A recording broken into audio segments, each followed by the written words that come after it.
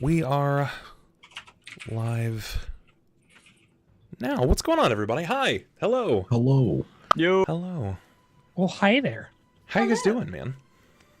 Doing good, friendos. Good. Good. That's what I like to hear. Good. This is episode 2 of Mummy's Mask, the Half-Dead City. The tale of Wati and its many peoples. Should make for an interesting time, guys. You've had a week now to kind of let things mull over. Was your experience thus far been positive? Have you been excited for episode 2? Oh, hell yeah. I'm really mad that I'm not here on episode 3. I know, but that's okay. We've got someone coming in as a fill-in. Should be a good time. We're gonna have Ryu fill the spot, which is bound to make loads of trouble. I'm guessing. Yeah. Oh boy. Yeah, it should be a really good time. So, we're going to do a quick recap. This is sort of what we do every session. For all of my games, we do a quick recap of the events that happened last week to catch everybody back up. And we will move forward with the tales. So, folks, what happened last time? Do we know? Does anybody want to start us off here? Big Donk Energy. I don't Big know. Donk Energy? A bunch of new friends. You know, I'm so excited. Neferani. There was a lot of energy. Yeah. There's a lot of energy of a lot of types. The upbeat cat kind, the depressive kind, the Wait. arcane kind. Big Donk Energy? Did you make an emote? Oh. What? I've got a rotating spot, and I was like, Yes. we're doing it. Yeah. Oh, Thanks I for love the you. love that searching so button, much. Twitch. Oh my God. It's so big. Oh my god. Oh, wait. I think somebody gifted me a sub to your I think I'm. Oh man, I need this in my life. I I know. love you. And you suddenly got 1 million more subs. There you go. Done. Oh, that's amazing. I was like, does that actually say Big Where's Donk? my donk emote? Oh my Hold on. god, I'm part of a spam guy. So you have to tell us what your channel is like blowing up right now, like your chat. Oh, God. Oh, my chat's in Bub's chat right now, thank God. Yeah, we've actually got a lot of overlap, which is great. I've been working with Jared for a long time. It feels good. So It's guys, you got all crazy. those, It's you've got really all high those emotes. percentage. Yeah, it's like almost 60% overlap in our audience, which is kind of bizarre. Man, this is gonna be it's gonna be a fun show, I think. For those of you that are just tuning in, if this is your first time, let's go ahead and do a recap. But first, I think it's most important to solidify who we are and what we're playing at this point. So let's just kind of start from left to right. I mean, I guess we can start with Kao if he's okay with it. Tell us about Donkor again, if that's okay. So Donkor is a really smooth talking rogue skinwalker. He just likes getting into a little bit of trouble with his words because he thinks he can get out of it, as we saw in the last episode. Yeah, I'm pretty excited to see Donkor. It's, you know, a lot of people have been like, did you know that he can roleplay? It's like, I had no fucking clue, man. I just like Kao. I think he's going to be awesome for this. And then you stepped in with a voice and, well, I think It's my first time. I think many underpants dropped in that first experience. So it was good. Again, so we're going to go cycling up. Jammara, as played by AuroraStarr. Aurora, tell us about Jammara. What's she like? Well, she's beautiful. Yes, she is. And very sassy. Definitely impatient. And she really likes to burn things. She's Yeah. beautiful, sassy, and she likes, you know, that's just summed up most of my previous relationships. The ex-girlfriend gambit? Yes, it's, oh boy. Sounds like we like the same kind of women. They were great until fire. Mm-hmm. True story. Pilakka-Bitakk, what's Pilakka like? Pilakka is very mysterious. She sees a lot that she doesn't always share or is perhaps unable to share. She is half mad at best. Yeah, and that's a Tengu witch. Should be a good time. Also, what is Jammara again? What is her race and class? She's an Efreet sorcerer. She's Yes. a player. this fire sorcerer lady? She is an Ifriti sorceress. It's Ifriti beautiful. Sorceress. Wonderful. Do I have to include the fire in that? I mean, it's if people understand what the Ifrit is, then it's totally fine. I think it's pretty much included there. But if they can't tell by your token immediately when they see you in game, well, their perceptions are a little low, and they should pump a few points into that. Sorry about your point. Yeah, true story, guys. Neferani, tell us about Nef. Well, I am a catfolk bard, and I am new to adventuring. I'm super excited to do it, and I've been trying to expand my horizons in general. So I'm super happy to have met all these awesome people, and I'm a little bit excitable and very, very happy and cheerful.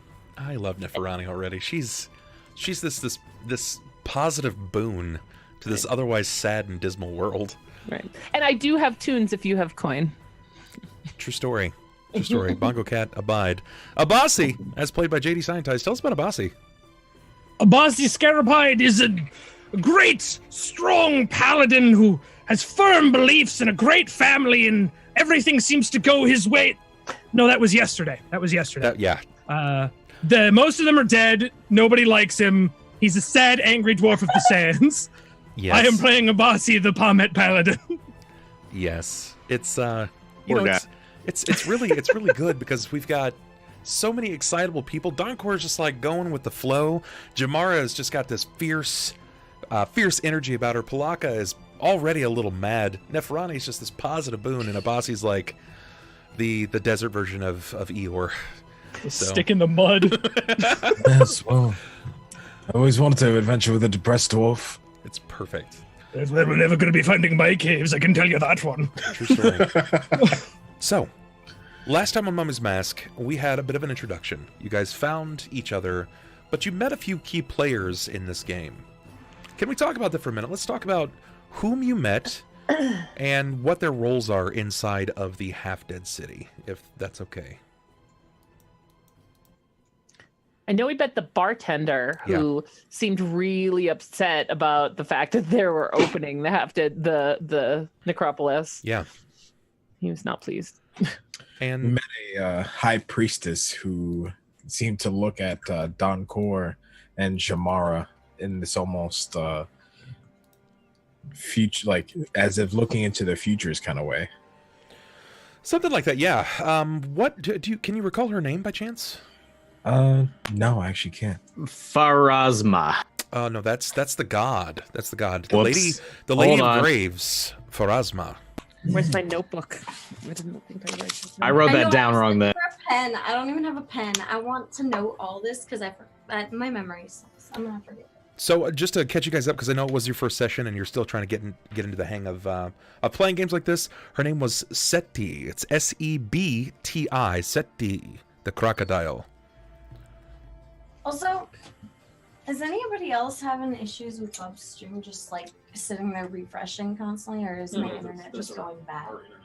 Our internet's garbo right now? Okay, that sucks.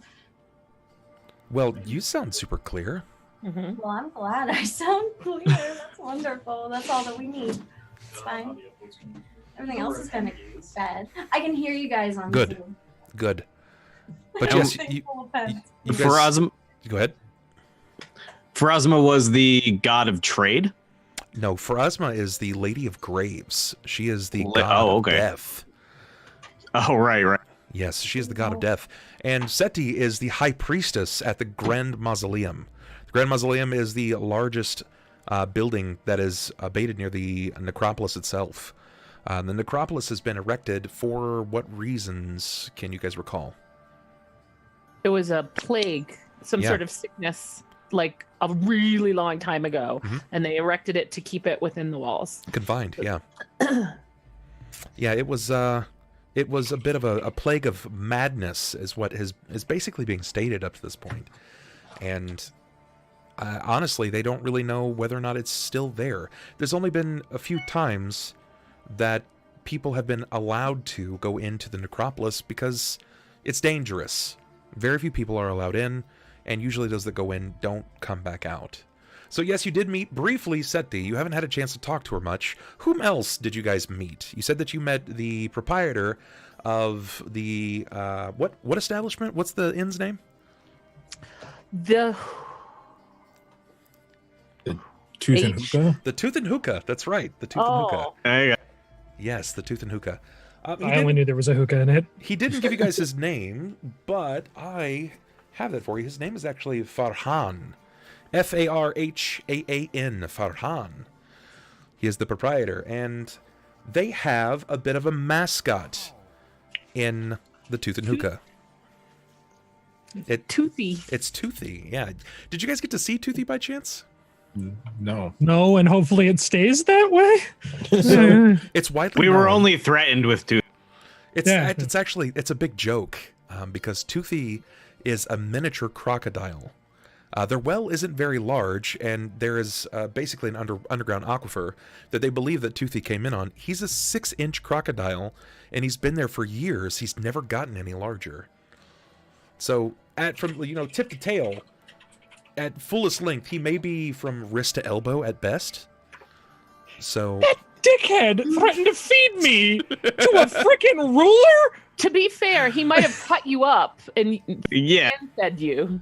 He's still in a the small dickhead. piece. I knew him for 2 seconds, and he threatened to feed me to a tiny crocodile. Well, to be fair, everyone knows that Toothy is only 6 inches long. I think it's a bit more funny knowing now that he's only 6 inches. He was gonna chum. Yeah, he was. He was going to chum it up for certain. Yes, he runs the Tooth and Hookah. His name is Farhan. He is a bit of a boisterous gent, covered in scars, and he seems to know his way around. Like he's been inside of this town more so than most. And I think out of the few NPCs that you guys have met, he's the one that probably has the least sinister or controlling ideas. You met another NPC. Do we recall a name or whom she represents?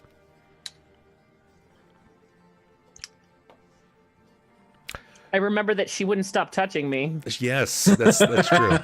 And remember those people, Donkor, that you know about. Remember? Yeah, I'm trying to remember the name of the thieves, because they're thieves. They're like a thieves guild. Certainly. But they list other thieves to do their dirty work. Yeah, it's a privateer company. They're called the Aspis Consortium. That's And they're taking us for a ride, and she didn't even try and hide it.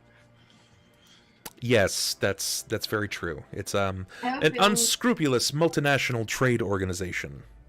Does she have a name? She does have a name, but names Have we got to that yet? names Remember, have value. she wouldn't give it to us. We Yes. did ask her Oh. specifically. Donkor tried, Okay. but No instead he got the name. trade organization's name, Yes. No which name. was a bonus in some respects. Yeah, definitely Touch. was. Very, very touchy. She seemed to have a bit of She's the no name touchy lady. Okay? no name touchy lady. You'll And, yeah. likely get her name in the future. That being said, what did she hire you for exactly? She hired us to go find some documents of no importance, of no real importance, in the Necropolis. Yeah. Did she say exactly what they might be, perchance?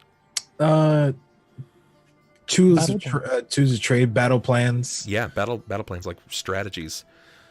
So they're probably valuable, especially since she is prepared to pay you what some would regard as a very handsome amount of money. But to you, who believe that now your life is on the line, 69 gold isn't nearly enough per the body. But Neferani is very happy with that amount. Neferani is very happy about that. That's the best. I love it. So, any questions or concerns thus far? Anything that you feel like should be brought back up? We need to find the bird lady. Yeah. Well, so you guys don't really know much about the bird lady yourself, but the bird lady had a vision about some of you, which was during a ritual in Bargetown. 3 party members rose out of the ash, everybody but Jammara, then fell. Then she saw Jammara who was pierced by something from behind before also. Now, this wouldn't be that bizarre for Pilakka to see visions in the ash, but it's generally of things of no consequence, particularly of people that you don't necessarily know. But now you've managed to meet this woman, and these visions are coming to you in the ash in this ritual. What does this mean to Pilakka? I'm curious. To Pilakka, she would be curious as to what exactly it means. She doesn't really have any information. It seems to be that they're in danger, is the immediate answer, but she doesn't really have any reason to care about that. She doesn't know these people. But she may be curious as to whether or not that's accurate. That's what it seems like, but maybe it's not. Generally, yeah. Yeah, that's fair. Okay. I think we're good then. I believe all of the most important things have been discussed, and we can pick up where we've left off. So I'm actually going to start today's session with Pilakka. We'll say that this is the evening of our previous introduction. Now you know, or at least you have a general idea of where Jammara actually is, but Neferani, Abasi, Donkor, and Jammara decided that they were going to stay inside of the Tooth and Hookah. Neferani has managed to acquire a room. It's at a fairly decent amount. She overpaid a little bit, but she's guaranteed some amenities, and that's fine. Farhan is a very honorable individual, and he's not just here to take people for a ride. So he honors, basically, more than anything, his integrity in the situation, and he holds true to what he says. So water will be delivered, fruit will be delivered in the morning, and everybody will be, I guess, as happy as they can be, knowing that they have been acquired by an unscrupulous multinational trade organization. But that being said, Pilakka, that evening, after resting in the sun, after dealing with your ritual, you found yourself in a situation where you're running away from Bargetown, because not only were you surprised at the vision that you've seen in the ash, but you were being chased out by a woman. You managed to dirty up her barge, and then you hit her with a shrill scream, dropping her, and you bolted. It's not permanent damage. It just, right. It's kind of a shock. It's only a slight maiming. It doesn't really mean anything. At a higher level, it starts to deal damage, and maybe it would have exploded her brain. But at this level, she's fine. I accidentally killed a woman on a barge last night. It's fucking whatever. Yeah. At level 1, that spell deals no damage. Perfect. This is fine. Already making a name for herself. I love Pilakka. This is great. So Pilakka, you have decided to take off into the city. Yeah. Where are you going? It's morning. It's morning, you said? Evening. It's late evening. Did you decide? I mean, you can wait, because they're going to wait until morning as well. You guys know that you have 2 days before the Necropolis is opened, according to the message that was delivered to Farhan. 2 days before the Necropolis opens, and there will be a lottery. This wasn't a secret. He announced this to the entire tavern. Okay, so would I have heard about this by now? Like, are the rumors circulating enough that I would have picked up wind of it?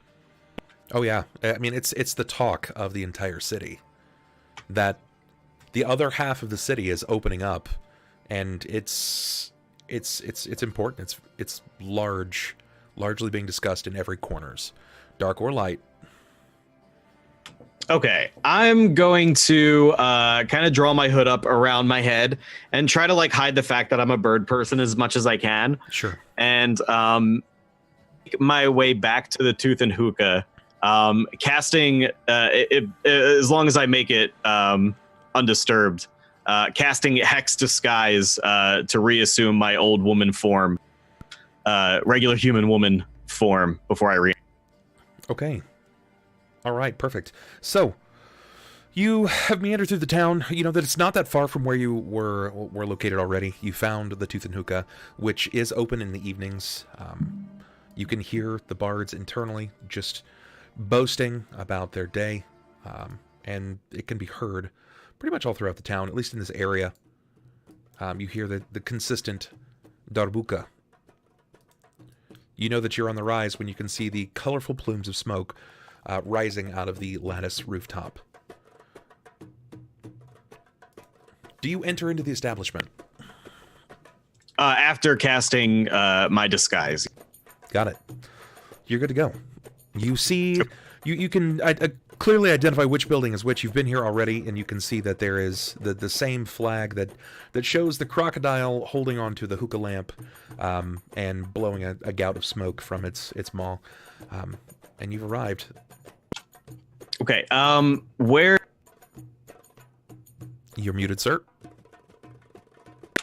Do I see the proprietor of the establishment?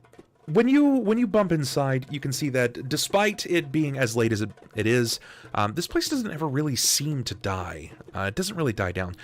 It's pretty well respected all throughout Wati. And yeah, you'll be able to see Farhan.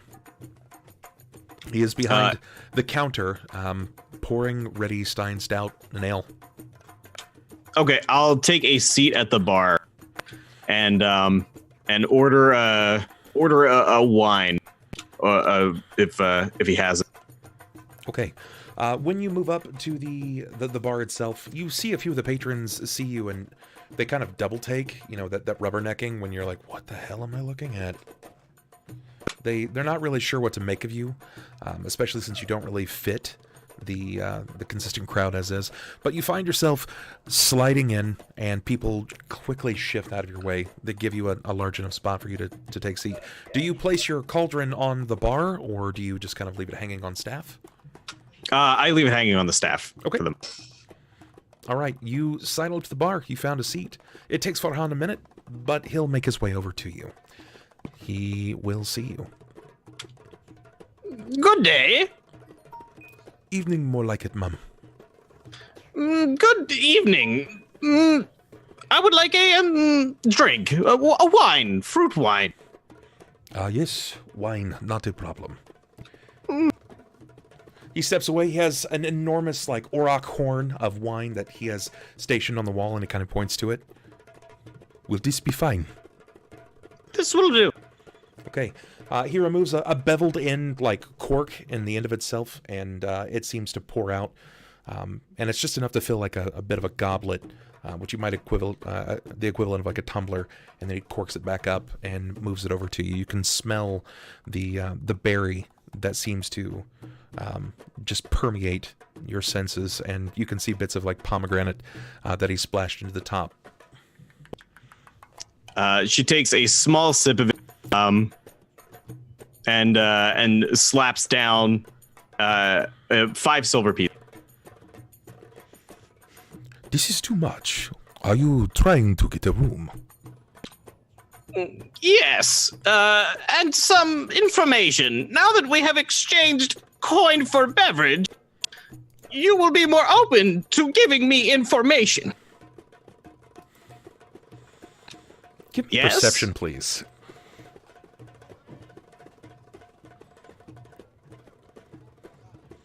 I'd love to see what your perception is like here. Not. Sure, you're none the wiser, or at least you've grown accustomed to the idea of people watching you, and it doesn't really bother you as much. You see some of the patrons kind of glancing back at you. A few of them seem to be focusing on you because you don't fit in at all. Most of the elderly seem to stay indoors, and they don't wander to and from the tavern multiple times. But he seems to take in what it is that you said. Information come and go from the Tuten Hookah. How can I help you further? You have perhaps seen a girl. Fire in the hair. And charred on the flesh. Ah, yes. There has been one girl. She come earlier. She has, fiery hair. She's very beautiful, very curvy. And he does, like, the curve with his hands. Yes, quite mountainous. Yes, you could say so. You have an interest in this woman. Only to converse with her and perhaps some business dealings. I am here for coin. Coin? Business. You wish to speak with them? Yes. Could you point me to her location? Yes, I think I can summon you. Will you walk with me? I'll take you to her room. Yes, this is acceptable. She just leaves the one. She has no interest in it. Sure. The moment that you kind of step away, he quickly pushes the goblet to someone else, and someone will quickly grab onto your drink that you've left behind after a brief sip or smell, and it's just a free drink for them. So they happily will take onto that. He'll blow up a whistle like, She's the ugliest woman I've ever seen. Ooh, seconds! yes, yeah, basically. And Respect your elder. Is that a piece of a beak? What the fuck? it's A feather in my drink? I don't understand. yeah. You'll see that he whistles up, and someone will come and man the bar, and he'll lead you on. It looks like he's carrying a bit of a rag between his hands, to kind of wipe up. Says, "Excuse me, I did not mean. It's been a long day. Forgive me for my appearance." Forgive me for mine. He nods. He never quite looks you in the eye. Not really sure what to make of you. But Farhan will lead you to the back end, up a series of steps, to the second story of the building. This is kind of built attached to it. It doesn't really feel like it's stationed just above the tavern itself, so it separates the audibility of the bards below performing. But you will eventually be led to a series of rooms. The largest suite, which occupies the largest back half of the building, seems to be cordoned off. It seems that somebody is staying there for the time being. But there is a rapping at the door nearest you as you kind of look on. And Farhan knocks on Neferani's room. There's a rapping at the door. Neferani, Jammara, Donkor, and Abasi. Who's that? I don't know, but I think we should answer it. It is quite loud. It's not like just a light tapping. You can tell it's a heavy hand behind it. Their intent is clear, to draw all of your attentions. Abasi carefully draws a weapon, trying not to show everybody that he has it out. Sure. I have no chill. I just jump off the windowsill where I have been sitting and chatting, presumably at people who don't have any desire to be this peppy, and go to the door. As long as no one else blocks me from doing that, I'm gonna just whip it open. It doesn't take you much. You leap down with an unnatural grace, and as you twist the lever, like this latch on the door itself, it unlocks and the door kind of swings, and there you'll see Farhan. He's standing there and he's clutching what looks to be a rag. He says, "Excuse me, you have a guest. Someone wishes to speak to the Lady of Fire Hair." Oh, do you mean her? Like the super pretty one? Me? I believe so. The Yes. lady of the fire. That's me. Someone's at the door for you. Yes, they're very popular today. He nods and he says good evening to all of you, and says the same back to Pilakka. Pilakka, you'll be left with an open doorway. Neferani kind of peers out. Hi. Oh, you were downstairs before, weren't you? This was me. Good day. Pilakka's still out in the hallway. Okay, come in. Talk to the fire-haired lady. Is that what the you guy's- called her? Yes, the firehead one. He's over here. Come on in. Is Neferani still? Sorry, what's his name? Farhan still. No, Farhan has walked away. Oh, okay, good. I'm sorry. I thought he was still here. So as soon as he's gone, she just immediately sits down and starts making her tea, not saying a word to anyone. Maybe she does like a couple kind of like head shake things, and she's kind of like making like weird preening gestures, but she still looks like a human. She's in our room making tea now? A lot of you did sign her up to be a part of this. Ooh, that's What the right. fucking odds it is? So You've signed me up to be part of what? What What have I been bound to? Well, We have a little bit of an issue at this moment. State your business. You've been signed up to join a party with us to enter the Necropolis, and the fire-haired one and our cat friend, the little one, we're all too eager to have you join us, and we don't even know your name, your intentions, who you are. What's going on here? Oh, where in the hell you were? You seek the tomb? Well, it seems to be the case. Yes. Do any of you happen to be soothsayers? For you will want my services. I don't think we have one yet. Can Yes, you the what? tell the future? At times, it is usually awesome. unclear. This is awesome. Oh my gosh. This Neferani this might be the best day of her life.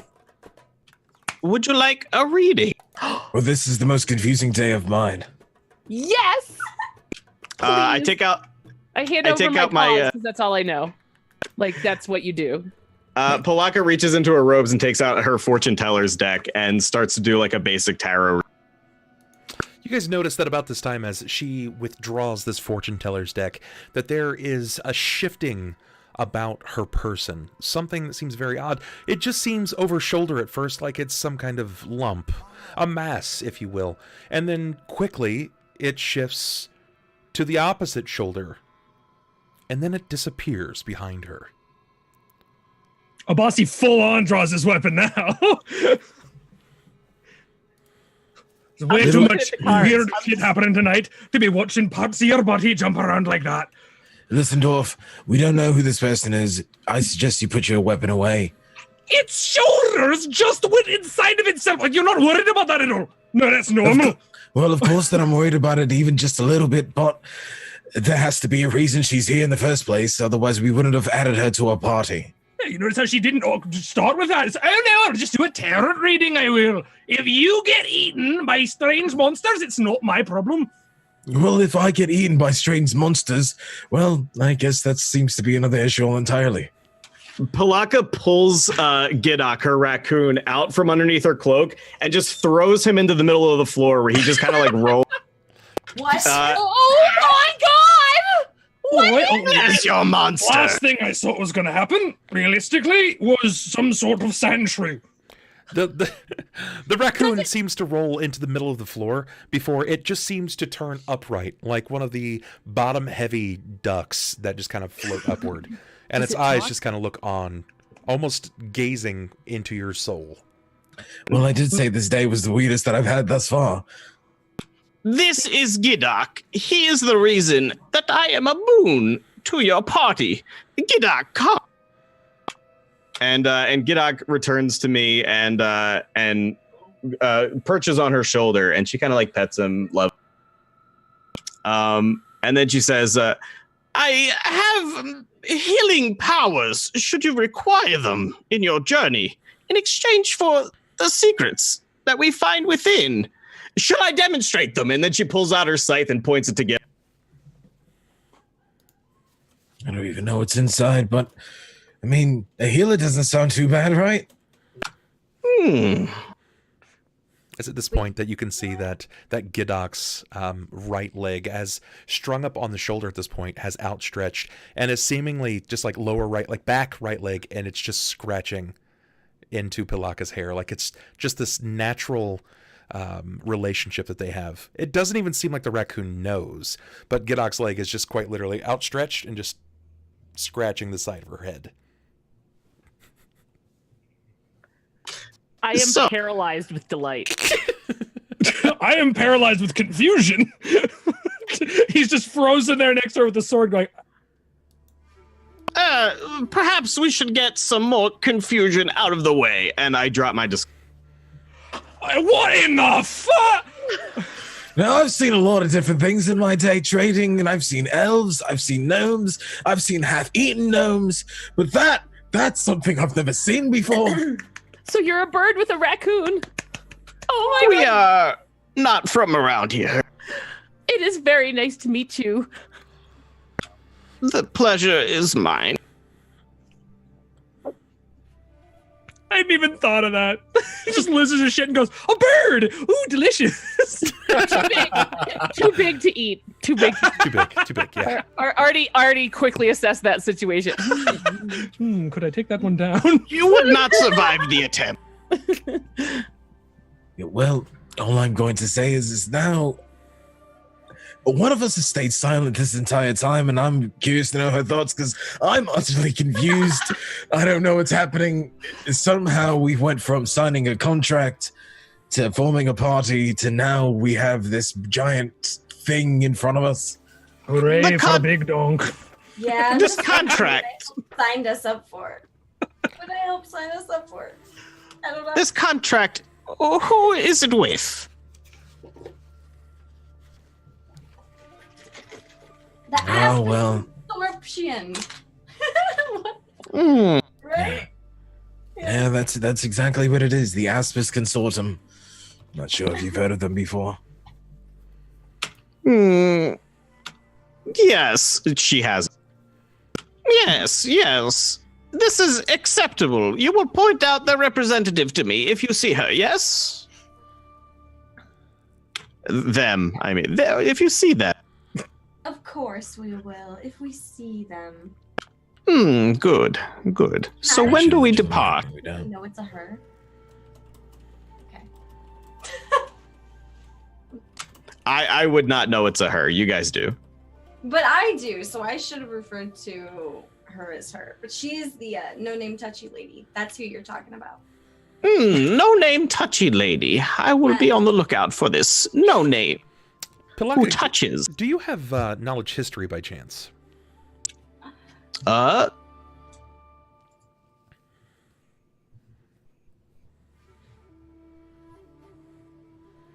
Generally curious if you do. You're muted. I have Arcana, Nature, and Planes trained. If you could please give me a history based off of your backstory. This might be of some importance, even if it is untrained. I'll give you history. a static +2 bonus to it because of the relation to their construction as the aspect. I do not see a knowledge history. Knowledge local? Should be right above local. I don't see it for some. Hold up. You don't get to know anything about the history. You've lost 1,000 years of knowledge. It's just right. Let's take a look. Let's see what it says on your character sheet. Yeah. That's really good. Even with that +2 bonus, it's going to put you at 21. So this is a bit of an interesting bit of information, I believe. Largely because of the construction of the Aspis Consortium. There was a while in your history that you heard that particular title, the name of the Aspis Consortium. It was cycling around, particularly in a wild time. It was the Age of Enthronement, where a few of the gods were curious as to know why this rogue group had aspired to be, and what their affiliation was within the Age of Enthronement, and how they helped secure control of regions. Their big business, very, very big business, even if they play from the shadows, they're efficient, effective, and they pull a lot of strings. If they're tied up in this, something that they desire is of graver and greater importance than these people are probably aware of. This interests Pilakka greatly, but she says nothing. I remember that. Pilakka, do you sit there? Do you retain this information? Do you just kind of like sit and think on it for a while? Does anybody say anything while this silence just seems to Is there grow in the any look on, not that I know bird faces well enough, but is there any kind of key giveaway that something may have suddenly struck a chord? Give me a sense motive. You're gonna need a serious motive to read a bird face. The big twitched. I knew it. I could see it. You know, nothing really strikes home about this. She hasn't really given you any greater details, but, I mean, aside from the most obvious, the 1,000-yard stare, you're just not sure which part of it seem to trigger a memory. But you can tell something that was said is certainly triggering the 1,000-yard stare.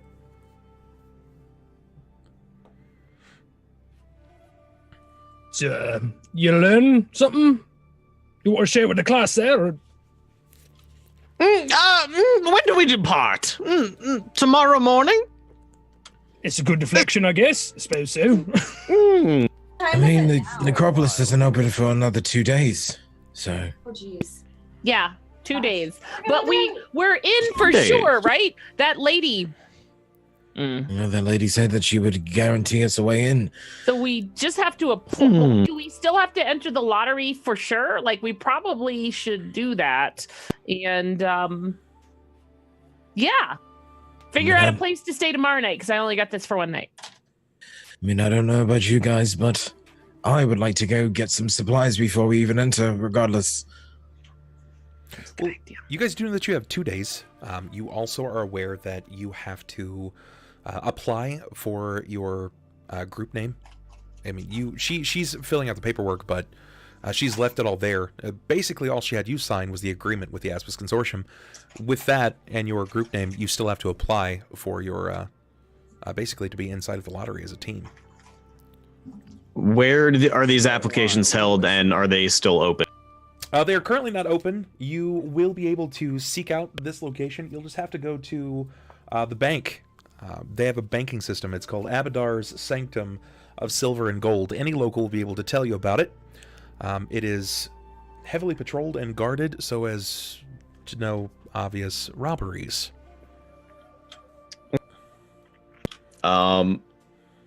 Pilakka finishes her tea and then just sort of nestles down in the corner and falls asleep. Pilakka, do you say anything to Jammara at this point, given your vision of her? No. Okay. Based off of the information that you've gathered, and based off of your vision, you were almost certain that these 3 other ashen figures that rised and then fell were these figures around you. You can see the congruency in their steps. You can see their size variations. It just kind of lines up. You're not sure what the affiliation is, why you've been given this image or this message, but you are most certain that this is about them. Pilakka's definitely going to keep observing without mentioning this exact problem. Okay. Gidok will find a place to nestle and rest just inside of your robes. And what do the others do? Donkor will begin to make his way out of the room saying the following. Well, we've had a giant bird person come into the room, start falling asleep in the corner after wanting to talk to a beautiful woman, and on that note, I think I'm going to go prepare for our journey. Neferani, I think you could handle the paperwork. This has been a weird day. I will do it. That's fine. I am just like a Wait, do I know Pilakka's name? Excuse me, bird person. Excuse me. You just came in here asking for me, and like, what do you want? Oh, I heard I was entered into a contract. That by who? Who told you that? A little bit. Jammara, Jammara, give me a sense motive skill, please. All right. I get to push a button. Let me find it first. Pilakka, I can tell that you're not revealing a bunch of information. You're trying to hide some things. So go ahead and give me a bluff as well. Fucking 0% trust right now. I'm just standing in the room watching you going, what? No, fucking...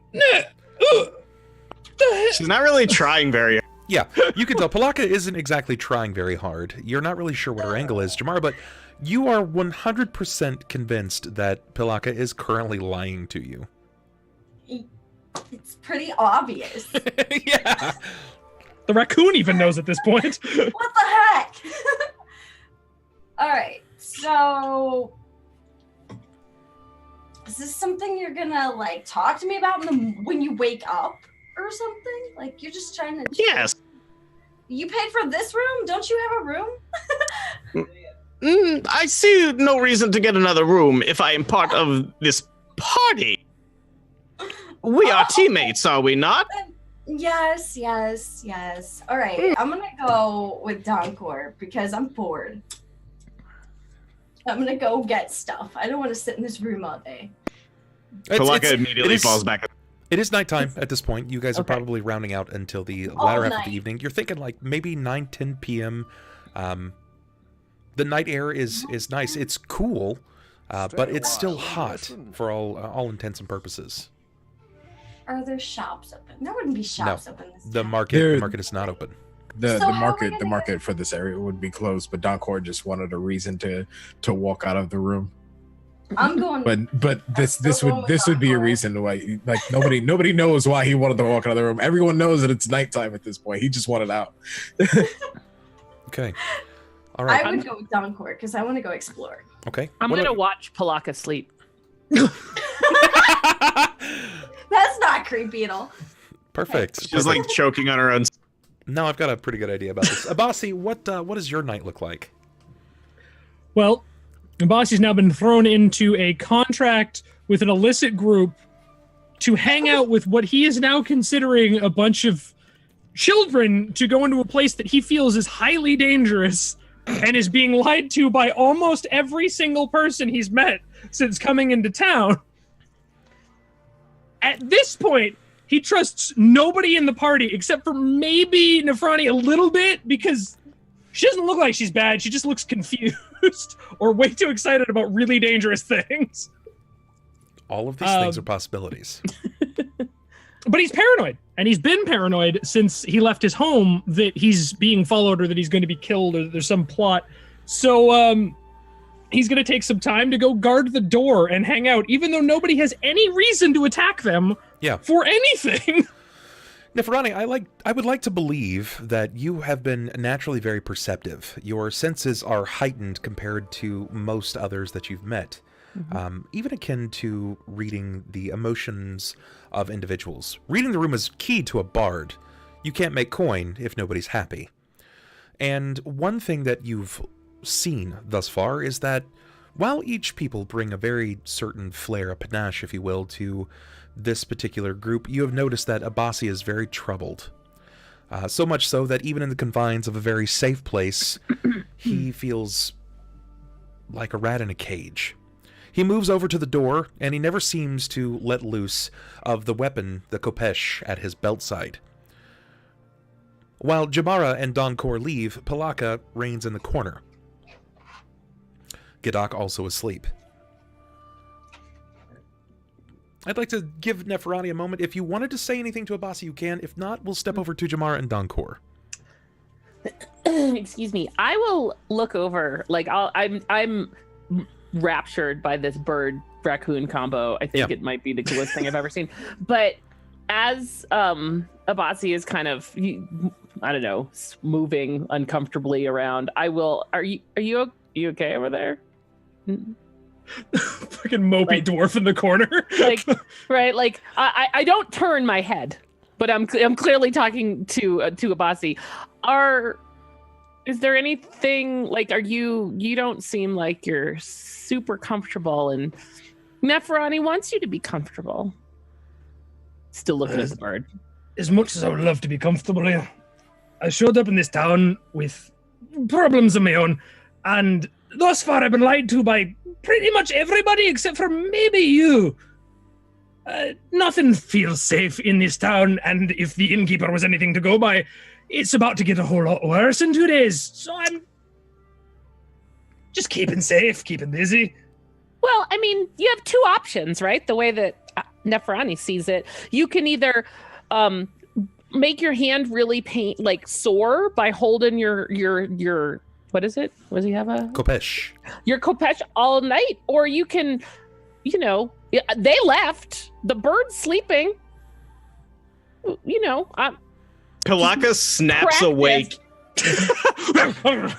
Pilakka snaps awake, and her good eye immediately locks onto Abasi, and she just like starts speaking in an unearthly sort of voice. And she's like, "You've seen much suffering, and there will be more before you are done.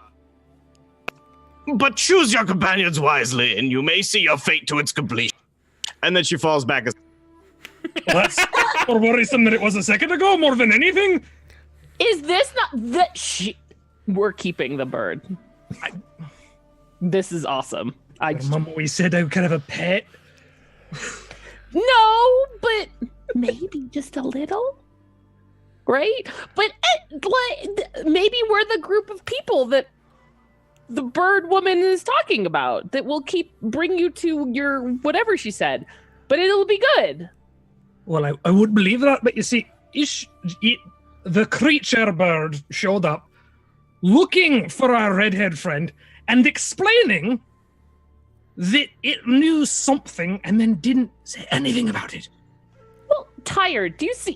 Okay. Conceives it, immediately pulls out a deck of cards, wants to play until the morning. I don't know. I'm going to actually finally look at Abasi. Have you seen how old this bird looks? How do you judge a bird? What do they live to? I need lots of naps. I need lots of naps. I can only imagine. I don't even know how that thing moves around in the sand. Honestly, think about it. Feathers, sand, it's a bad time all around. It could be 12 for all we know. I don't know. I have this feeling. I mean, the voice, the raccoon, the weird disguise drop that none of us really talked about after it happened, I would just like to point out. It was a little freakish, a lie. That's true. But why? What if she's not really a bird? And that bird's the disguise. Well, we're getting into birdception now. I can go get a mask for Mulgrim's Day and come out and be all spooky, but that doesn't mean I'm a bird person. Could you be? Would that make you feel better? What? So whatever bothers me isn't that I was secretly a little chick and came out as a big dwarf. I'm going to just walk over to Abasi and kind of like, there. Abasi, not knowing how to handle it, is just like... Cat pets you. This is backwards. And then I'll just go back to the bed and kind of sit on the end, cross-legged, and kind of just take in what's going on. In the desert, cat pets you. Perfect. Okay. Now that we've had that bit of a meeting, we will pop over to Jammara, Donkor. Donkor, you have expressed wanting to leave for your own reasons. You said that you wanted to gather supplies or just stalk off into the night, and Jammara seems, well, rather bored. Definitely one who works well under the pressure.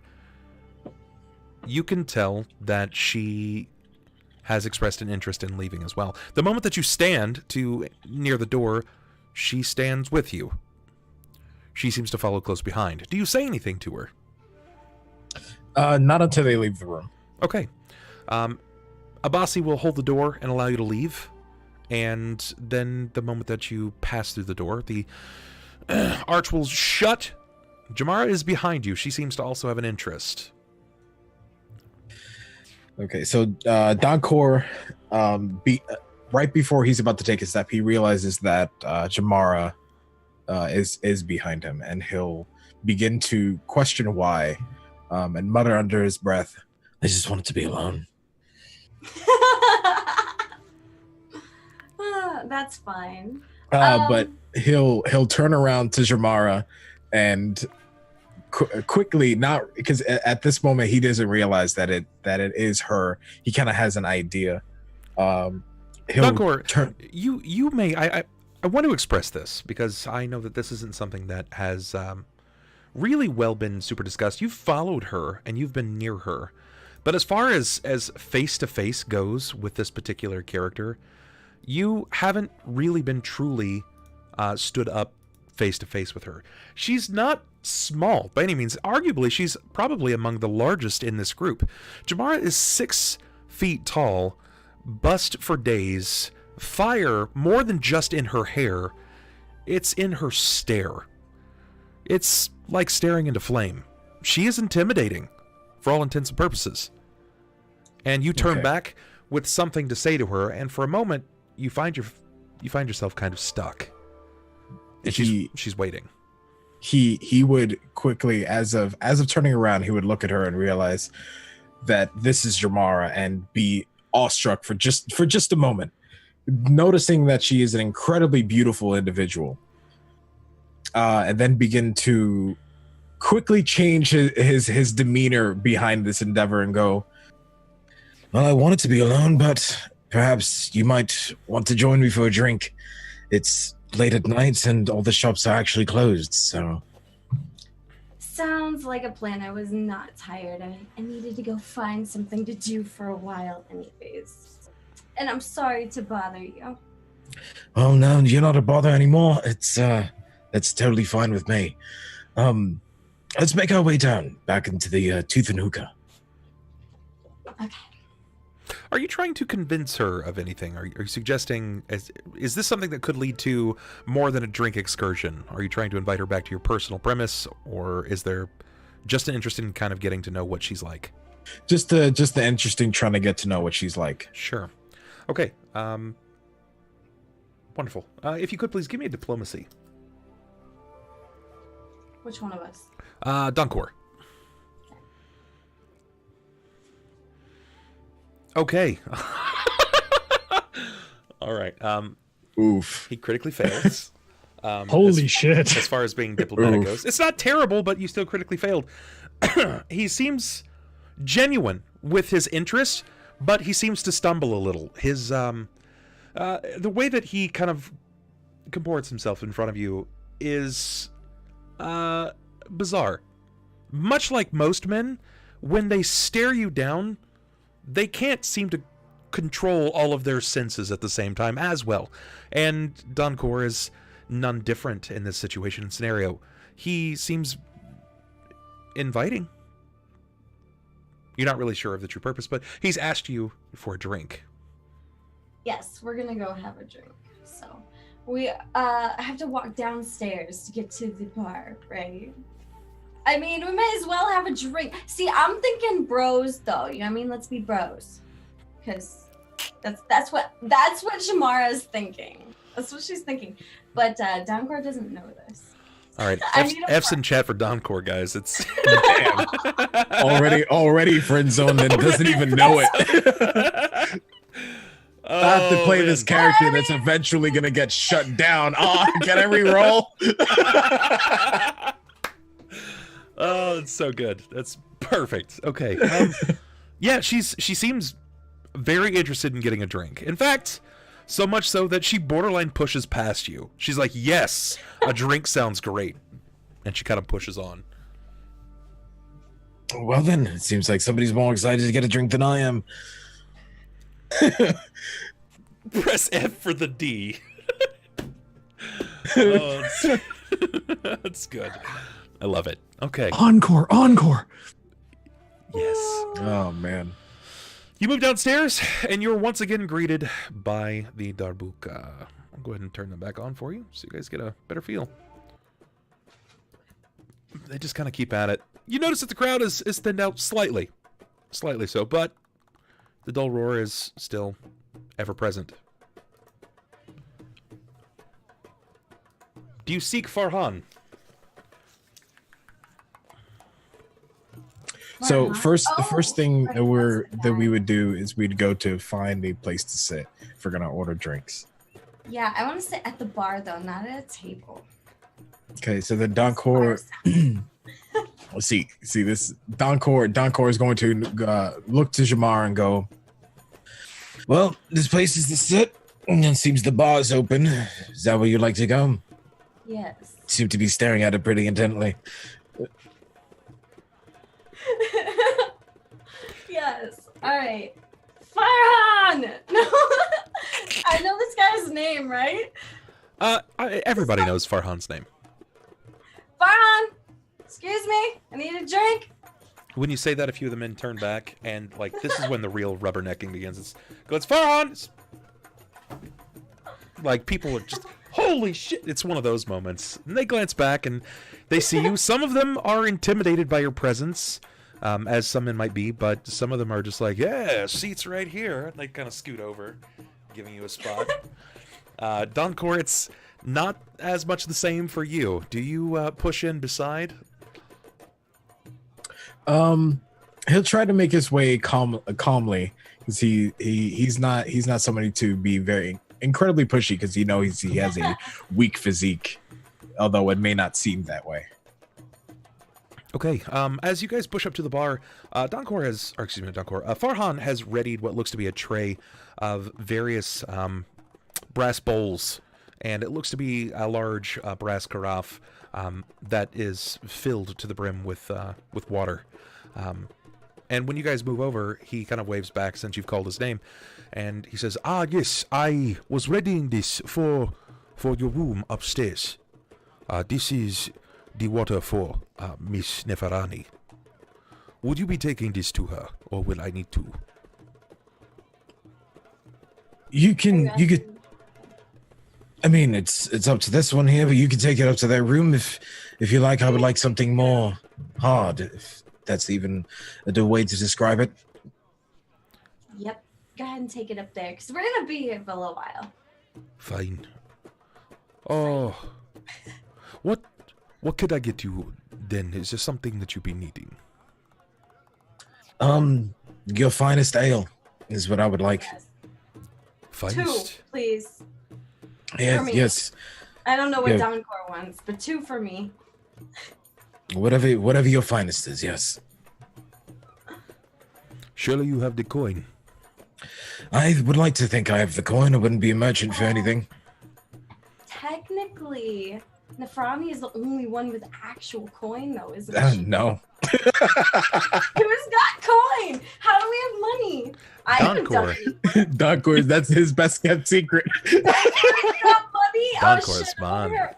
Oh, and Abasi's got plenty of cash. I spent like half of what I was given. Mm-hmm. Wait, did I get something too? See, I can't remember how much money I We've had. been spending most of yours on your equipment. Oh, fudge. Oh, perfect. When you say that you have So. when you have the proper amount of money, he smiles, big toothy grin, and he retrieves the equivalent of what looks to be like a brass contained barrel that has a twin opener on the front. It's a series of levers that opens up a spout, which comes down into like a horn. It's a flute of sorts that will pour into a mug. He tips from the rear side of the barrel.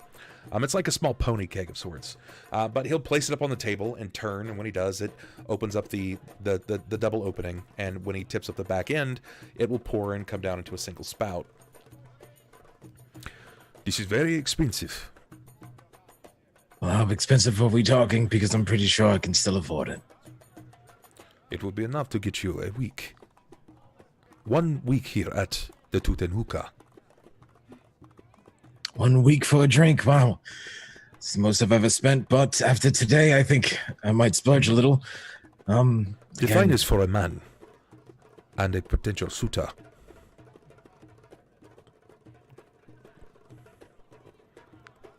Are you talking to me? I want cheaper stuff. Oh! I need 2 of the cheaper stuff. No, don't worry. She can, I'll pay for her drinks as well. Apparently, our fine, beautiful friend doesn't seem to have the coin. This is fine. We This didn't is fine. talk about coin when we made my character. It's because we end up spending all of your money. I got nothing. Yeah. Right. She rides on I'm good in the looks, same- man.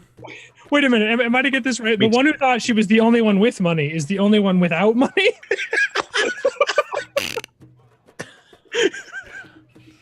Well, yeah, that's mostly fair. Yeah. Isn't that how it normally works, though? Yeah. Yeah. You're not wrong. It's okay. He'll tell you that for buying the most expensive cup at the Tutenhuka, I give you hers for free. He says one goblet, 3 gold. Oh, wow. Well, that is a little bit pricey, but fine. You have yourself a deal. And Donkor reaches into, takes off his backpack and reaches into a compartment in his bag that otherwise would be hidden, and brings out 3 gold pieces and just gently places it into his hand and not onto the table, Sure. so no one else sees. Sure, and his hand will be extended across the bar as is. He's not one to just let it slip on the table because there's been too many accidents. You can tell by the amount of scars on his face that he is very used to people just being people. So he will meet your palm and collect the coin, pull it across the table. He'll nod, and then he'll retrieve his small pony keg, placing it back under the counter. If there's anything else, I will be back. I'll have someone watching the bar. But first, I need to take this to Neferani. By all means, take it away. Thank you for your services. As he looks to her and gives a small, looks to him and gives a small bow, like bow of the head. Sure. He'll pour what looks to be another small cup from the auroch horn that hangs from the wall, and he'll place a few of the pomegranate into the top for Jammara. And there's your drink for you there. It's just a fruitier kind of wine drink with pomegranate in the top. And he'll step off with the water in the brass bowls. That will be delivered. There will be a knock again on the door, Abasi. You'll hear that. And then you'll hear something like clink at the door itself. And then you'll hear the footsteps walk away. Oh, all right. I'll open the door carefully and have a look to see what it is. You'll see that there's been some kind of service left at the door. There's a large standing container that has what looks to be fresh water, several brass bowls for anyone that's staying in case they wanted to wash up or clean any utensils. There's also what looks to be 2 rags as well. I'll sheath my sword so that I have the hand space, and I'll just pick everything up, look around, come inside and shut the door. Okay. He'll pull it inside. Neferani, you can see that this is the water this evening that you requested. You can almost assume that a similar situation will happen in the morning with the fruit. And this is your last bit of service for the evening. Back down. Go ahead. Oh, no. Okay, go. That's fine. I was going to... Back downstairs. Jammara, Donkor, you've collected your drinks. Yes. What will you be doing with the rest of your evening? Well, I think we should definitely discuss what's going to be happening in the next couple days. I would like to know what you know about the Necropolis. I don't know that much. Okay, so Also, we cheersed and enjoyed. We did a cheers, I think, and we enjoyed some of our drink before we started talking about serious stuff. You know. So at this point, Donkor no longer wanted to talk about the Necropolis, but here's Jammara ask. Here's Jammara ask him, "What do you know?" And immediately he, as if instinctual, he goes, "Well, I don't know much." And as he says that, he doesn't realize that he's answering Jammara almost instinctively because this is not something that he's used to. But well, I don't know much. The only things that I know is that there's a plague and people are dead there. It's been my first time ever adventuring. I usually stay far, far away from it. It's not safe. Do you know why they had it locked up? Well, I mean, when you think of hundreds and thousands of people die potentially, maybe that's a little bit of an overestimate. Then I would lock that up too. Okay, just wondering if you knew anything specific. I mean, I would ask the barkeep, the patron of the Tooth Hookah, for more information, but it does seem to be a little bit of a sacred topic to him based on our previous conversation. So this might be something you might want to ask him, but I would do so carefully. Yes. He seems a bit of, like a bit of an odd duck. I wouldn't say odd, I'd just see more safe and more safe around that. Listen, are you sure that's all you're going to drink tonight? Well, it's getting late, so I guess. I see, that's fair. Donkor, give me a perception, please.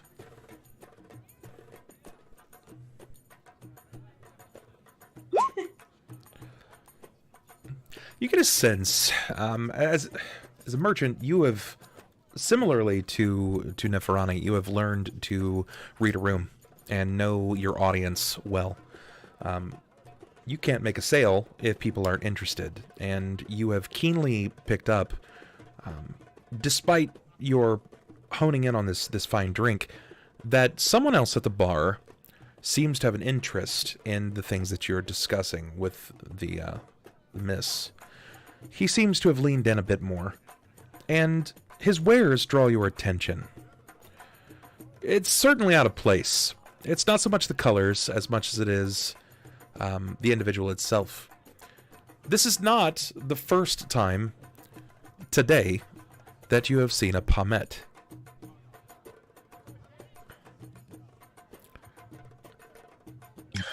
Well, I think we have someone listening into our conversation that resembles our depressed dwarf. As he begins to look now to this new person who's looking in and trying to listen into their conversation, he would then introduce himself and go, "Hello, seems you're listening into my conversation. My name's Donkor. Is there something you're trying to perhaps know? Maybe something you can sell? I can see your wares." The figure seems to lean forward, and he nods, and you can see a bit more of a weathered face glance back at you. This golden brown skin with emerald-like eyes. His hair seems to be also very dark, but it's light on the sides, and it seems to be knotted and weaved up in a way that rises to the top of his head. You see that there are cut marks in the cheek that seem to go just above and below the eye, which seem to be a very vertical line. It's almost perfect in its symmetry to the other eye.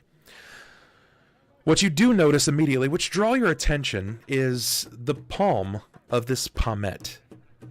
His hand seems to have a bit of a tattoo. It might look to the untrained eye like henna art, but in this is a golden scarab with a ruby that seems to be beveled into the hand itself. While the other looks like a tattoo, there's a gem that is very visibly sunken into the top of this figure's hand. He nods to you. Keen senses.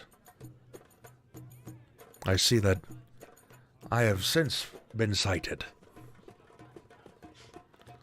Oh, indeed you have, but still doesn't answer what you're actually doing.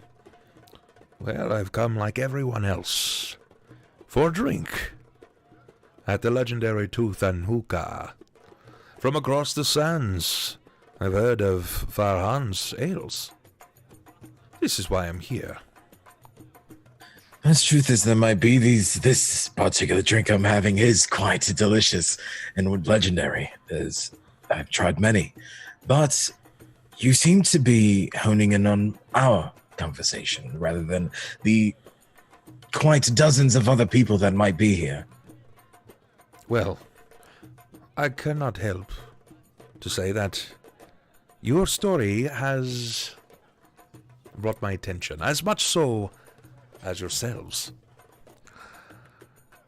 I may have an interest in finer things, rarer things, and I happen to look upon fine fire. I too happen to look upon fine fire as she's sitting next to me, but more exotic things, I'm assuming you're saying. Are you trying to... I'm assuming you're talking of the Necropolis. So, what's your story about it? Why do you need... Why do you want to set foot? I've come for a very serious amount of things. And when I say exotic, fire is nigh the least bit. Have you seen a pommet before? Oh, information doesn't come cheap, but if you have the coin, I might be able to let you know whether or not As expected, I've seen another pommet. A merchant through and through. He pulls a purse from his side, and you hear the ta-ting, ta-ting as he jingles it a few times. And he'll slide it across the table at you, not afraid for what anyone else will do. And Donkor will quickly catch it and try to determine the weight of it in his hand without actually looking in just yet. It's fair wages for just a bit of information. By looking inside, you may determine what sort of information you may deliver. Okay. So then Donkor, understanding that there is quite a few coin in here, then opens it to try to see exactly how much information he's willing to divulge. When you open the pouch, it is about 15 gold. It's a fair amount. You will note that the coins are old. Very old. They have been various circulation of coin depicting various pharaohs from each age. And this is from a much older pharaoh. Abasi, which pharaoh might be on this coin? Oh, I don't know. There could be any number of pharaohs on that coin. I'm over here trying to figure out if I could bust out this window and run or not. If you had to venture for a guess. If I had to venture for a guess. Yes. I'm trying to get back to my my page here, but it's one of two of them. Oh, I guess that's the one. So it's either going to be, oh God, I can't say that. Osius II or Menendez. That doesn't seem like a pharaoh's name. No, it's Menendez. Oh, Menendez. Yeah, that's way closer. Menendez, what are you doing out here? Got that fancy hat and that big scepter. It's definitely Menendez, not Menendez. Perfect, though. Going with that. Yeah, it depicts a very old pharaoh, long since forgotten and dead. Well, Suddenly, location changes quite drastically.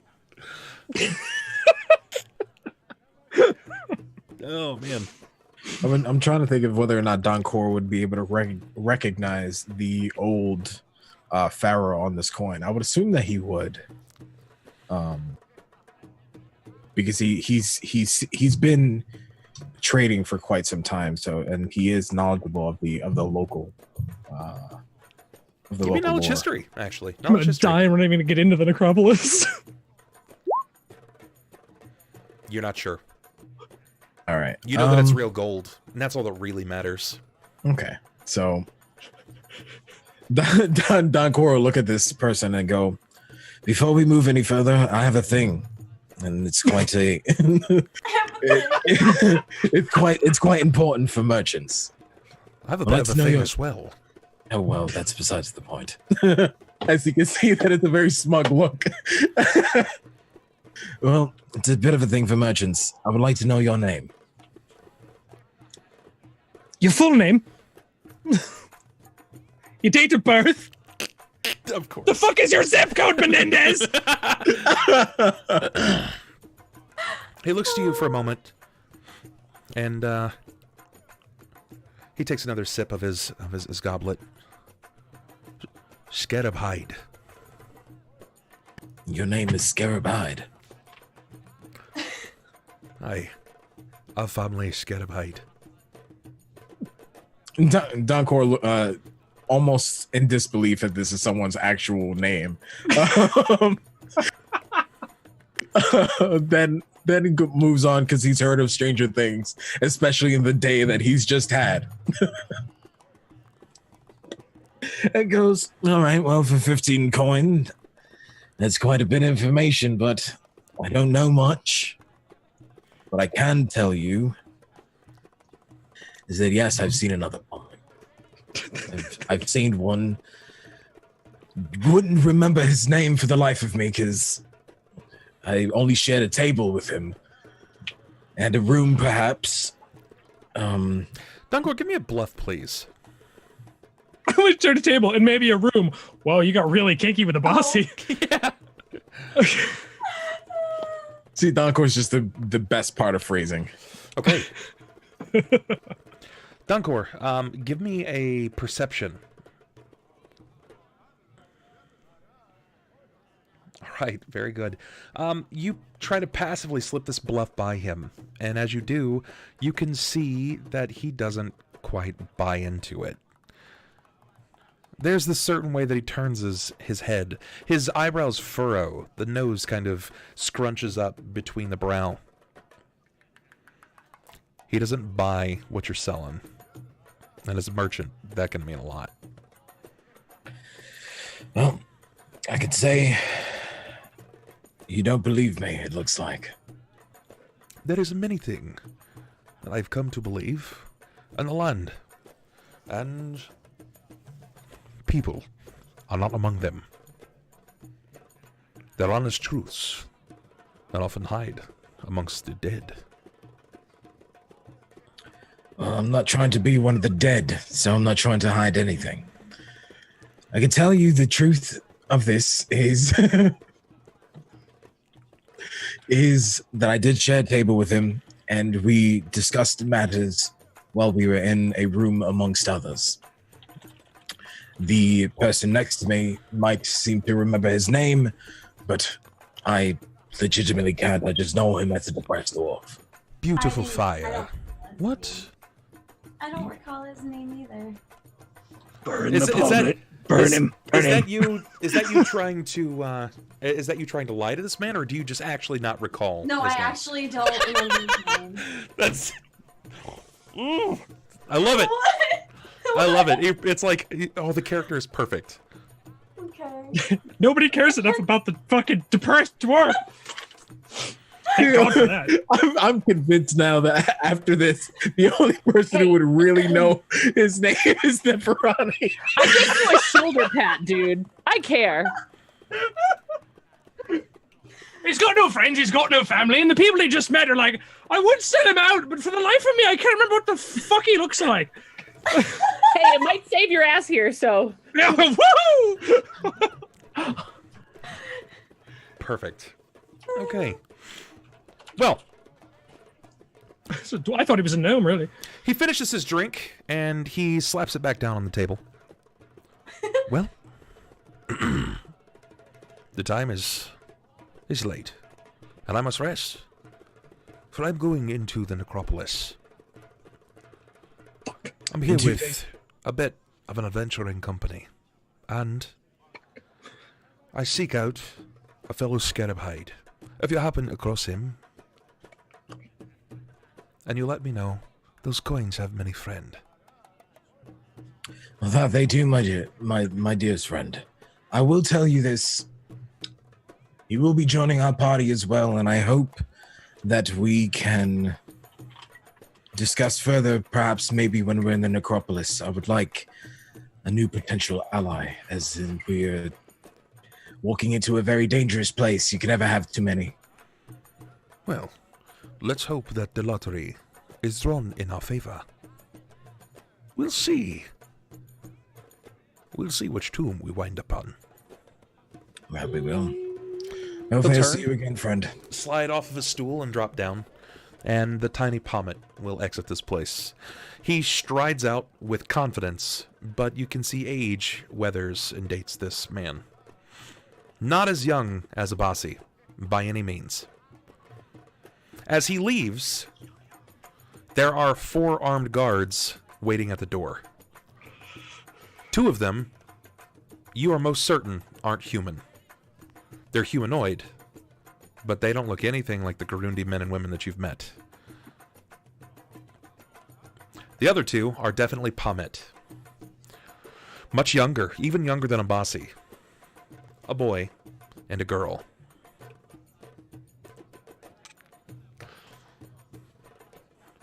Jammara, what you just bore witness to was a bit of a spectacle. Donkor was working his talents, or potential lack thereof even. In this situation, someone has offered a handsome reward for information on the Pommet dwarf that you have discovered earlier, Abasi. At least you think his name is Abasi. You couldn't really remember. But don't recall. I don't recall. I'm not muted, right? Nope. No. Okay, we're good. Yeah, I don't recall. And Jammara's not really out for money, so I'm not gonna sell that guy out. No. I don't remember his name. Yeah, no. I'm gonna keep him protected. If that's what you're asking. do you say that to Donkor? Yeah. Donkor, did you ask me? Shit. No, Well- I was basically telling you the situation, but Okay. before Donkor could even say anything, it sort of sounds like you turned to him and explained that you're not prepared to sell him out. Yeah, no. I don't want to do that, Donkor. We'll keep it on the DL. She needs him for the 69 gold. Oh man. Oh, I wasn't prepared to sell him out either, but when you see 15 gold and you just hand it to you for information, you generally can't say no. That's a fair deal. That's almost more than the information that he might have been worth, but Guards? That looks dangerous. say again, you cut out. There's guards. I was like, did you see the guards at the door? Well, I didn't see them at first, but as he was walking out, that definitely gave me a little bit more of a scare than I needed. And I'm quite Yeah, confident I I mean, could have scared him. Yeah. Glad I made the right choice. Yes. Maybe. I'm not selling him out. I Oh, might be that's fine. evil, but I'm not that evil. I don't need gold that much. There's a good chance we won't see him again, depending on where the lottery draws. But if we do see him, hopefully we can convince him not to do whatever it is to our fine dwarven friend. It's so Jared now. Sorry. Sorry. Chat doesn't like you, Jared. Sorry. you know, they're just mad they can't screw with my genitals in this game. 15 gold coins. I just spent 3. That's a lot of money right now. That's true. It was that moment. Two of you can get drunk on my blood. The pommet dwarf is like, I'm looking for someone, and Donkor's like, $15, little man. Oh, Oh, man. goodbye, horses. Perfect. Okay, Donkor, what are you doing with the rest of your night? You've had your fine drink. It is delicious. Maybe not worth 3 gold, but in the private selection of a proprietor of their own tavern, it's whatever he charges. You asked for the best, he's giving you the best. It's certainly the best. He's gonna ask Jammara if they're done for the night, and probably make his way back up to the room with everyone else. Yeah, I think I'm done. I'm not trying to spend 3 gold on a drink. Is that a joke? Is that a dig at Not me? another 3 gold. No. Is that a dig at me? I spent money and now I'm Just being trying to save our money. ridiculed for Please spending the money. supply. You get a free drink out of this. Sorry, I'm trying not to spend more of your money. I'm being Their first fight, yeah. It's too good. Okay. So, all right. So at that point, they'll make their way back up into the room, but he will keep this moment of what was supposed to be reprieve, not a hidden set of information from his party. He's going to try to let Abasi know without upsetting the rest of his party once they get back up into the room. Okay. All right. Perfect. You rescind your cup back to the barkeep. Farhan will take whatever is left. He'll nod, and he hopes that it was the best drink that you've had, or will have, in all of Wati. And your patronage is highly sought after. With that in mind, you will return back upstairs, and you're met again with the door. Do you knock? Do you push through? What do you do here? Donkor will lightly knock on the door. Abasi, you hear a knocking at the door. I will let them in, but I still have my weapon drawn and I'm still paranoid, but I'm not going to say anything. I'm just going to open the door. Sword behind the. Yeah, it's good. It's good. It's good. It's just that. While I'm asleep, can I send Gidok out to do is there like a window that he can sneak out of to go look for like spell reagents for me to start crafting potions? Sure. Yeah. We can assume that you'll be able to slide out this this little window. The window itself doesn't rise all the way to the top. It looks like they run a canvas just over the top of it so they can get ventilation in the rooms themselves. Most of the establishments in this place, and by this place I mean Wati, have canvas doors that they will keep up in case they can't afford a wooden door for their establishment. But it's just to keep the desert winds out. Makes things a little difficult when you're trying to air a place out, but is what it is. Sure. You can send Gidok out, and he will return with some of the more common reagents. Go ahead and give me a D100 roll, please.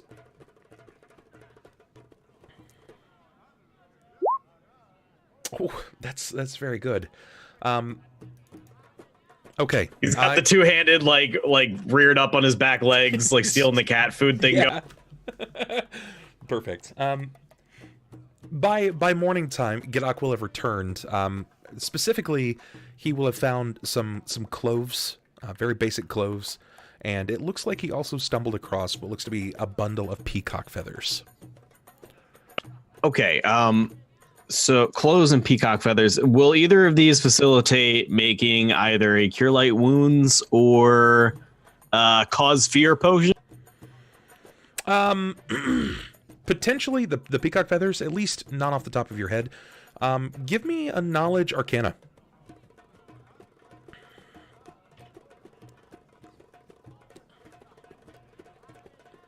Very good. You know that peacock feathers are actually a primary reagent. Well, it's a bit rarer, but they're used oftentimes in the construction of potions for forceful hysteria. Also, illusion-based spells or hexes. It can definitely be a reagent for that as well. Sweet. You're muted. Okay, sweet. Then, starting her morning, she'll attempt to in her cauldron brew a cause fear potion. Okay. Using these peacock feathers. All right. Let's move this over here, and I'll give you guys your morning. We'll move to that. Switch off the darbuka. Morning's going to be a bit different here. Obviously, people have spent so long awake at this point, so the mornings are slightly different in the city. You will find that most of the patrons, they take heed in the establishments of the day. They try to hide themselves away from the summer sun, the sun that beats down across the city and quite literally will bake a person into the sun itself. So they find as much a reprieve as they can inside, and they try to revel in the night. I'm assuming that most of you are early risers. Donkor, specifically, as a merchant, you take advantage of mornings for preparation. There are a few places that you could go. Abasi, time is all but mostly lost upon you, considering that you've spent majority of your life inside of tombs and what have you. With no proper windows, you don't know whether it's day or night. You just stayed to whatever sleeping schedule you so created for yourself. Jammara, you roam the deserts. It's your home. You're used to the sun. You rose with the sun. Pilakka, I'm not really sure of your scenario yet. Nor am I with Neferani's. I'm not really sure if you preferred to revel in the night or the day. So the morning is yours. You guys will probably wake to a knocking on the door, and you'll hear the clink of more brass bowls. I'm gonna go answer the door. I'm like an early riser, unless Neferani wants to. No, I'm passed out in the bed. Imagine like almost like teenager-esque, like face down, like tail kind of like to the side. Like when the knock comes, I'm just like Go away. Yeah. Okay. So Jammara walks to the door and opens it. Perfect. When you answer the door, nobody's there, but when you glance down, there is what looks to be a serving tray, several brass bowls, a large mixing bowl that's filled with various chopped fruits, grapes. There is halved pomegranates. It also seems that on the tray itself, there are cloves of garlic, which may not make for much of a breakfast food, but most meals are gifted with garlic with onion, considering the area has such a copious amount of onion farm. Also, the Lady of Graves, it's a bit of a blessing to have onion with every meal or every plate. Pilakka will look up from her potion work and pocket the garlic.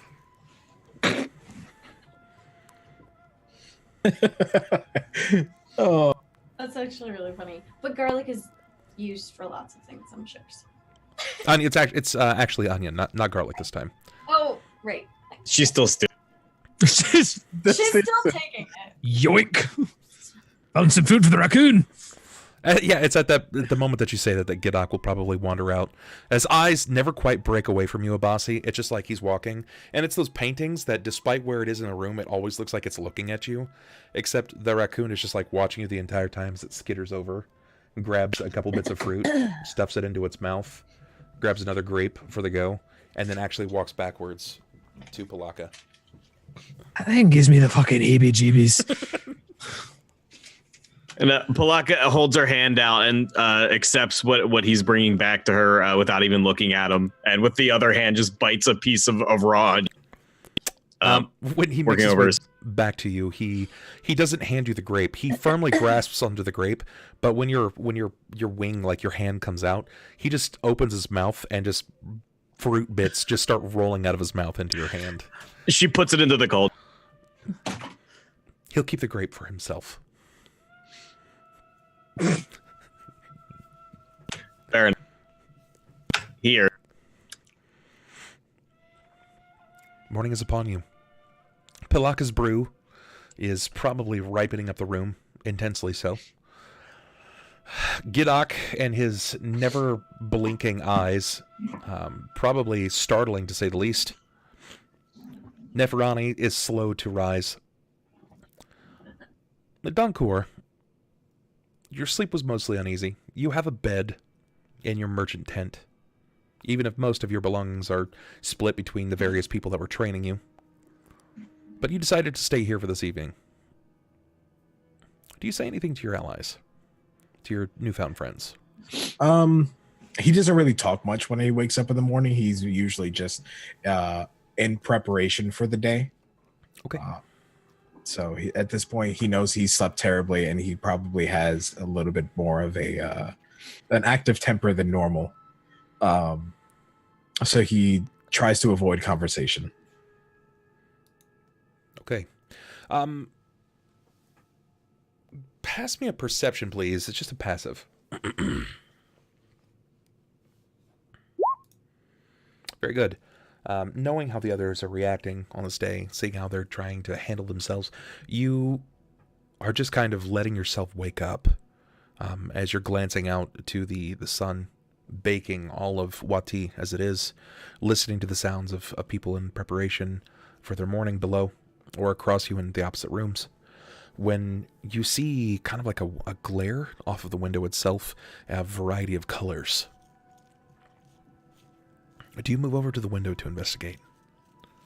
Yeah, I move. Donkor moves over to the window, and a little bit of confusion. He's not used to seeing so many different colors early in the morning. When you make your way to the window, you will see that there are what looks to be not necessarily a wagon train, but it almost seems borderline like a sultan or a pharaoh, potentially a high-class noble is being moved in a man-carried cart, a wagon, if you will. There's no wheels. They're just holding on to posts over their shoulder. And each of these carried huts seem to be draped in the most wild assortment of feathers, various paintings, things of that nature. It seems to be Kaleshti. It's of Keleshite make. So it's highborn. Not something that is native to Wati, though. Donkor would have noticed this, and who's awake at this time? It's Jammara and Pilakka. Who is awake? Is everyone awake? I'm not. Pilakka. Neferani's definitely not Okay, awake. so then Neferani's everyone's waiting to dump water on her or something. everyone's awake except Neferani. There you go. Do we? Oh, Abasi's awake, right? I would assume yes. Once everybody starts stirring in the room, it's likely. Okay. In the corner, rifling through his gear, getting his adventurer's outfit on and his scale mail, even though he has no plans of fighting today. Okay. He'll go over to, because I think at this point we didn't get a chance to tell him of the previous night's conversation, right? Kind of just Correct. okay. So using that as a leeway to begin a conversation with Abasi, he'll go over to Abasi and goes, "I just saw a sight I wasn't sure I'd see. This highborn being drug into the town, I guess, as if that's even a way you want to say it. He's being carried. That's the word. Sorry, I'm still waking up." I mean, nobles, you never know if they're going to get around or anything like that. Abasi's nervous. There's something on his wrist he's trying to force down under the explorer's outfit. You might be right, but with the Necropolis opening, and with the past events these last few days, it stands to reason that they're not coincidences. So, what do you think? Well, I'll be real with you. I haven't had a whole lot of time to acquaint myself with the area. I arrived, I met you, I came up here. I found my goal was available to me, but I know nothing of Wati or of anything out here. I don't know. He's really, really awkward and nervous, even more so than last night. Donkor, you can read this about this person. There's something about his voice that seems familiar as well. You can likely assume that the Pommet that you had met last night is somehow tied to Abasi. It even goes further that with your perception, as you glance back, speaking particularly to Abasi, that though he struggles attempting to shield his hand, you can briefly see similar tattooed art on the back of it. Well, it seems to me that you're hiding something, and I'm not going to pry just yet, but there is some information you might want to know. He freezes at the word of information that he might need. Last night, and my memory might fade me as I did have a little bit to drink, but I did receive, there was a Pommet who came to buy information from me about potential another Pommet. And the only other Pommet that I might know is you. So I'm not sure what that means to you, but seems someone's looking for you. Now, Donkor, before Abasi takes off here, you know that Pommet are pretty expressly rare. They're often seen as close pharaoh guards and tomb guardians. When they come out, someone important has died. That's it.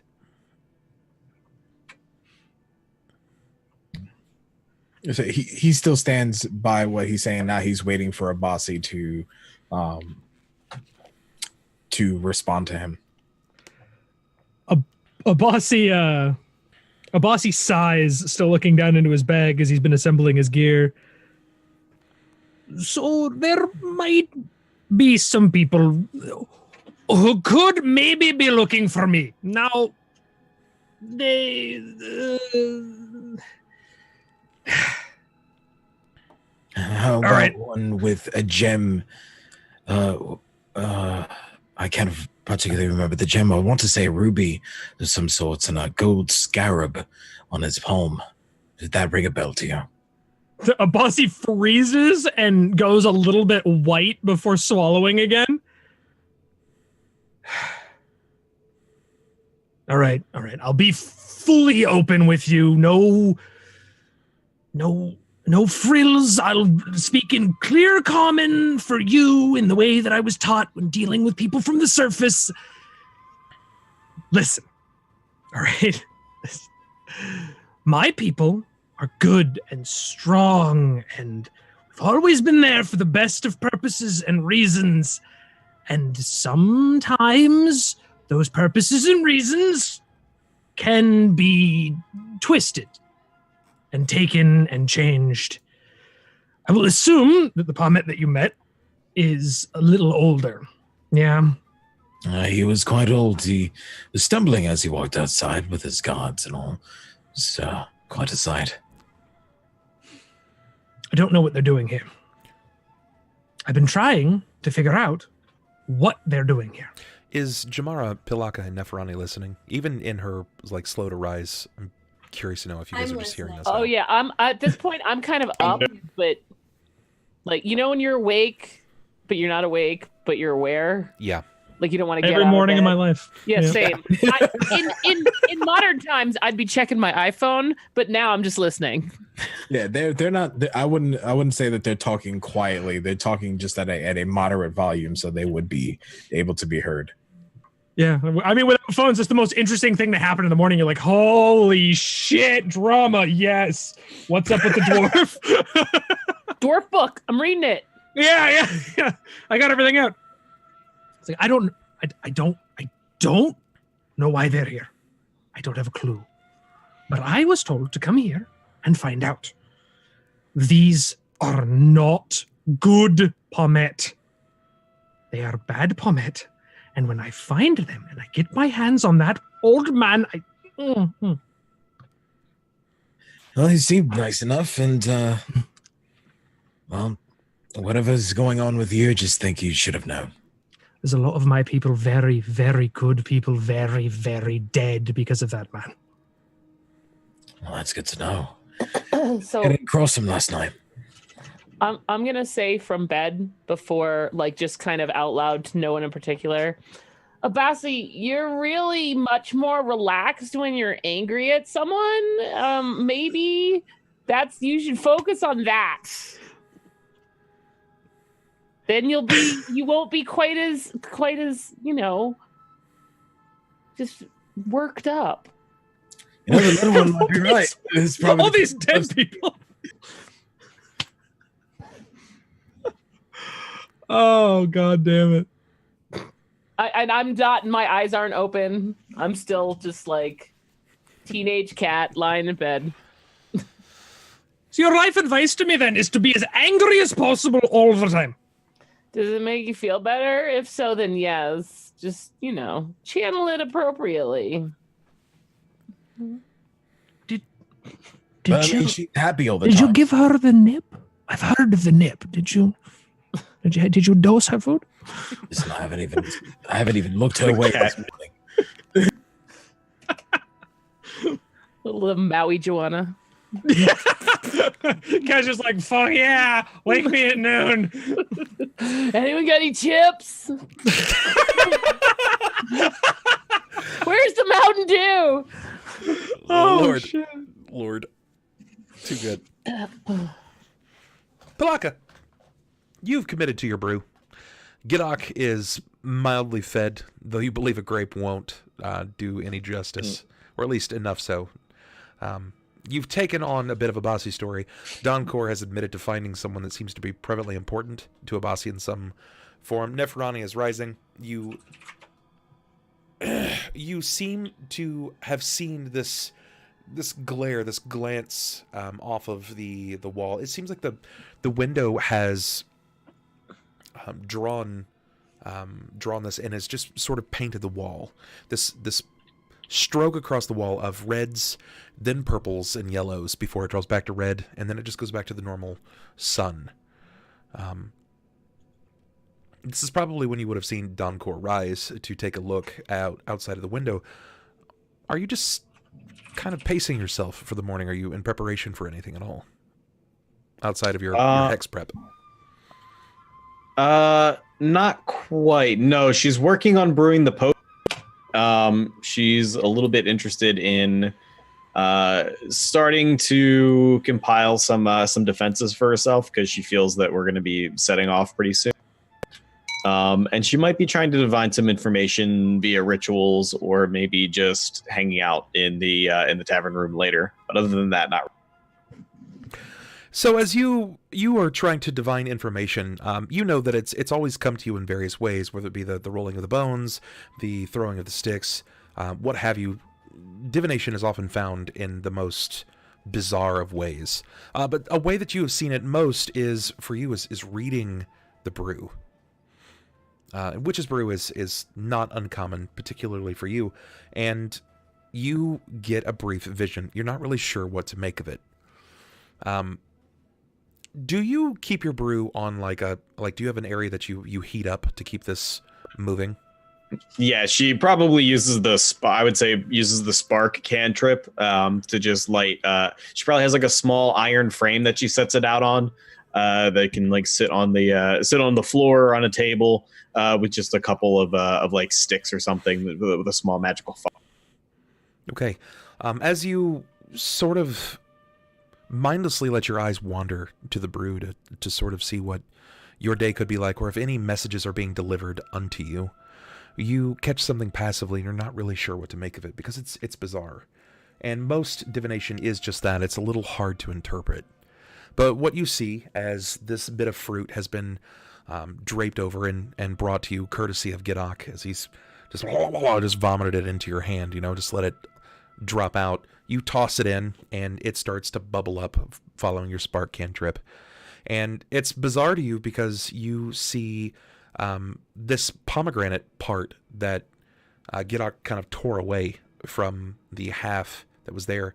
And when you tossed it in, you see that there are, it seems to split into two pieces, but there is only one seed that ties the two parts of this pomegranate together. And heat rises and it causes the pomegranate to just separate away, like the shell separate from the individual seed, but they always seem to stay very close. However, as this happens, the seed seems to wander away. This individual piece of pomegranate seems to shift away from the two outermost shell parts, and other fruit begins to rise, lifting one outer shell up while the other seems to sink. And when it does, it seems to rise a very odd color. This bloody-like mixture seems to rise to the top. Okay, so the pomegranate basically went under, came back up, and was more red. Was bloody in color? Yes. Mm. And it looks like the other part that was tied together with the seed was sort of lifted up by other fruit, like it was raised above. Nope. Again, interpretation is entirely up to you, but most of the time it's just an odd variety of ways that things kind of mix and create this odd goulash of sorts. This is more so. It's not supposed to do that. Fruit doesn't oddly turn colors just because. So it's definitely worth noting. This is something that you've witnessed. Your interpretation is entirely up to you. Sure, she takes note. Jammara, you begin hearing the bells and whistles outside. Various tunes, what sounds like chord instruments, are being played in the city. Seems to be just outside the window. It pulls up and it's audible into your room through the canvas that separates you from the outside. It sounds very nice. I think I can go listen to them. Sure. See what it's all about. When you move up to the window itself, you witness outside that there are multiple guards carrying a palanquin, which again, this was this individual cart that was being pulled by multiple men with like jousts or rods on the end, so they're carrying this between themselves. And the most upright palanquin itself is decorated with these large feathers. You're not actually sure if they're real or not, because if they were real, it would be coming from an enormous raptor / bird. But they're every bit of 7-8 feet in length, and they seem to be this like rich plume of purple at the base near the stem of which it was stuck into the palanquin itself, but as it rises up, it seems to erupt, and it looks borderline like flame. Jammara, it's interesting that it is this way, because your imagery that you have a picture. You have a picture of your mother, and it was a sketch that was drawn out, and it's in black and white. However, she was clutching a feather very similar to this. Interesting. Okay. Just draped over shoulder was the flaming red feather itself, with the large blue eye in the center of it that seemed to go purple all the way down to her waist and so on. It's not often that you've seen something like this in its depiction. You've never seen anything like this in the real world, but in picture form, this is something that definitely strikes some kind of resonance with you. Okay. I'm gonna take my leave and go walk out into the street then, and go try to find out what is up with this feather, because I don't really know anything about this feather. So sure. Where it may be from. Not a problem. That's interesting, because I really, really want to know like more about my mom. So. All right. Not a problem. So let's go ahead and play here. Dropping that. Jammara leaves the room. She quickly exits, sidling downstairs into the large open area before she passes the Tooth and Hookah, exiting. Jammara, when you exit outside, they are moving in unison to the instruments being played.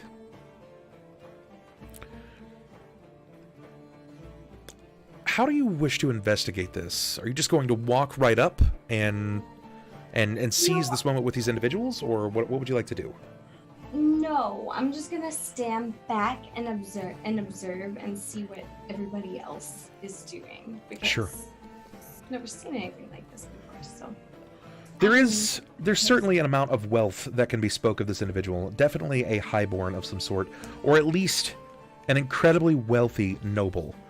There are dancers in front and behind, multiple armed guards, and there seems to be a single window, or at least a cut in the canvas side itself. When you look on, you can see the figure of a man sitting inside. His face is slightly downturned, and he has a pointed dark beard. He wears a large, almost Sultan-style hat that seems to drape over from side to side, hanging on the shoulders, but he doesn't seem to look outward. The feathers are beautiful. Many of them decorate the top of this palanquin.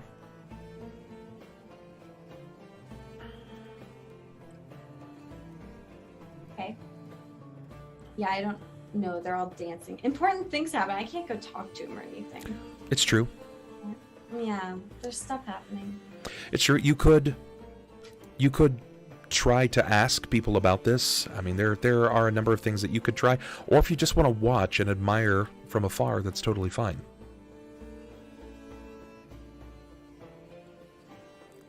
Okay. Yeah, I'll watch. I don't know anybody. I mean, I don't know. Where are the people standing? To be quite fair, you didn't know any. I'm having a really hard time. I don't know. No, but that's totally fine. That's totally fine, and that's going to happen. You're going to have situations where you're not sure what to do. It's safe to assume that you can't just walk up and be like, "Hey, who are you?" Yeah, like. But Aurora, remember, you are currently playing a sexy fire goddess that turns heads everywhere she goes. You can get away with some amazing shit that you should not be able to get away with. There's truth in this. True. There's truth in this. I mean, so obviously people notice that I'm standing there, but like, I would just be like, "Hey, does anybody know what the heck's going on?" It doesn't take long before a skeezier individual will walk up to you and he's like, hello. Yes, our boys in town. They've come. The Necropolis is opening. Everyone's looking for some kind of booty. Well, I did say, but there's two sides to that coin, you know? You get the weirdest people. Truth. I'm not interested. I am not interested in what he has to say. I'm just going to completely ignore what he said and be like, "Do you know what's going on in the street right now? Who is that person?" A few people will just kind of shrug on. They're not really sure what to say. They don't know who it is. A few people mutter on some names. Give me a perception, please. Okay, let me find it.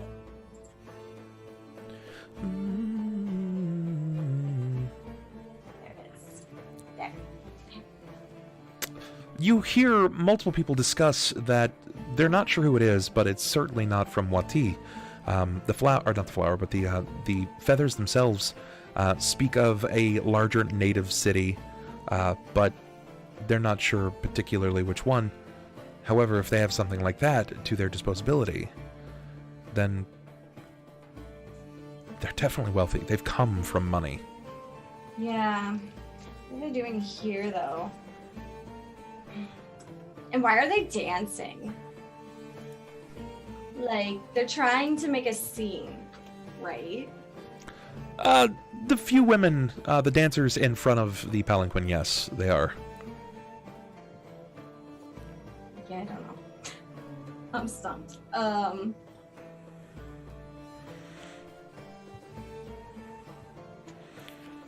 Would you approach any of the dancers, or maybe a guard, or maybe even the palanquin itself?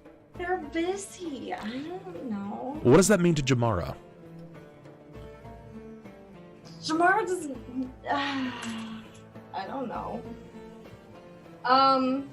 All I know is I recognize the feather. I don't want to go like interrupt an entire thing over a feather. Do I? You could. I know I could, but like. Remember, the bold are rewarded.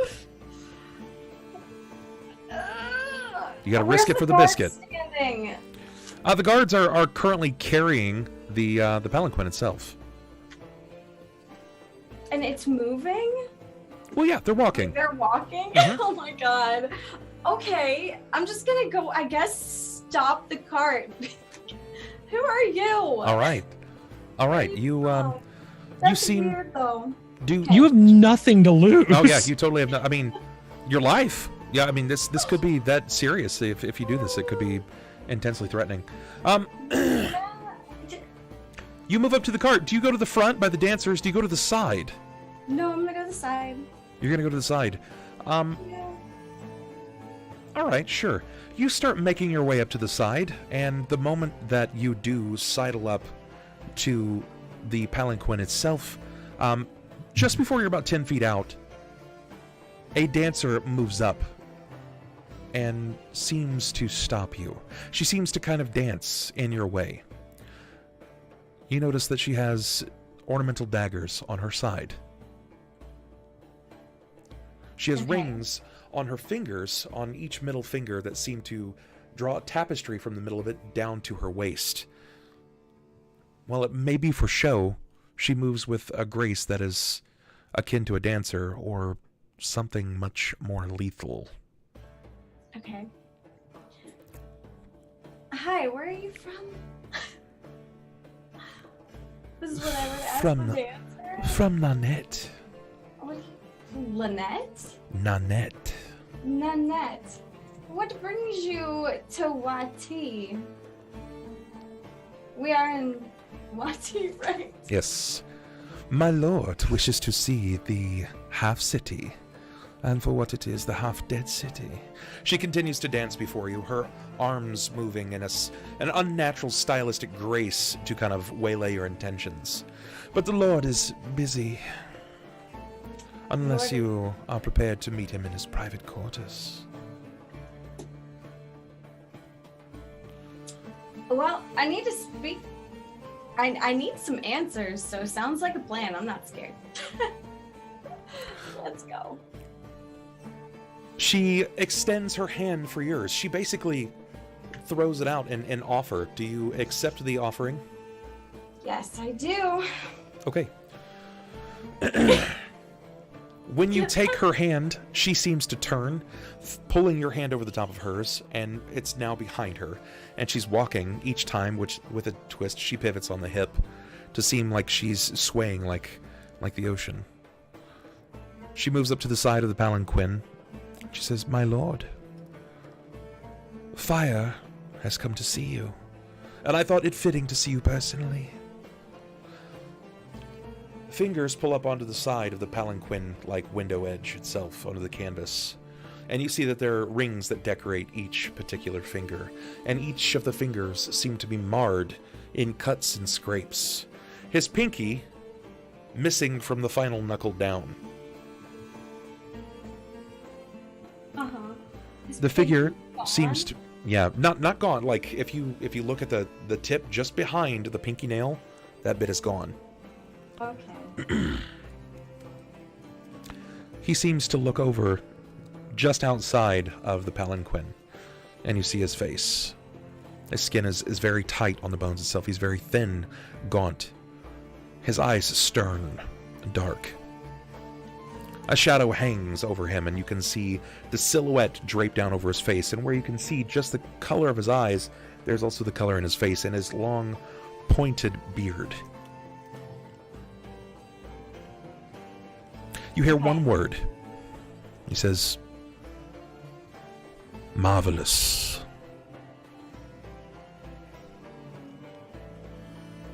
Do you say anything to him?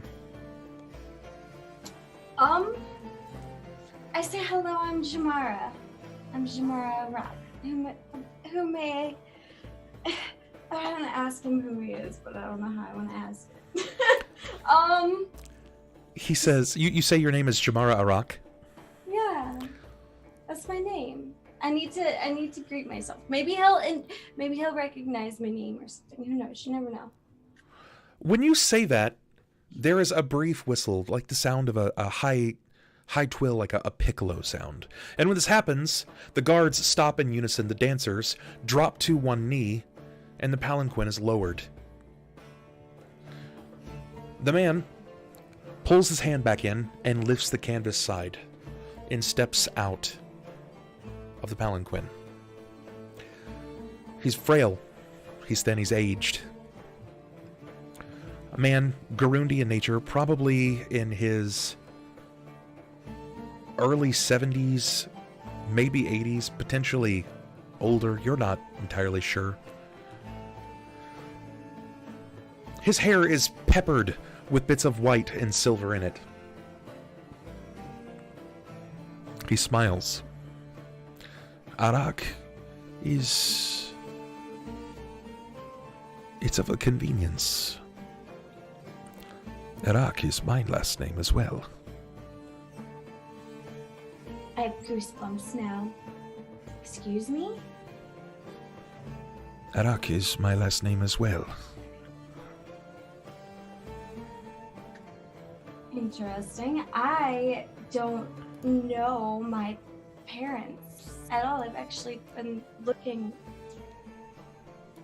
Well, I assure you that it has been a long time since I have had any children. I doubt that you are my child. Okay. No. Okay. I'm not used to having conversations with people. Apparently, I don't know what to say. Well, it's not that terrible.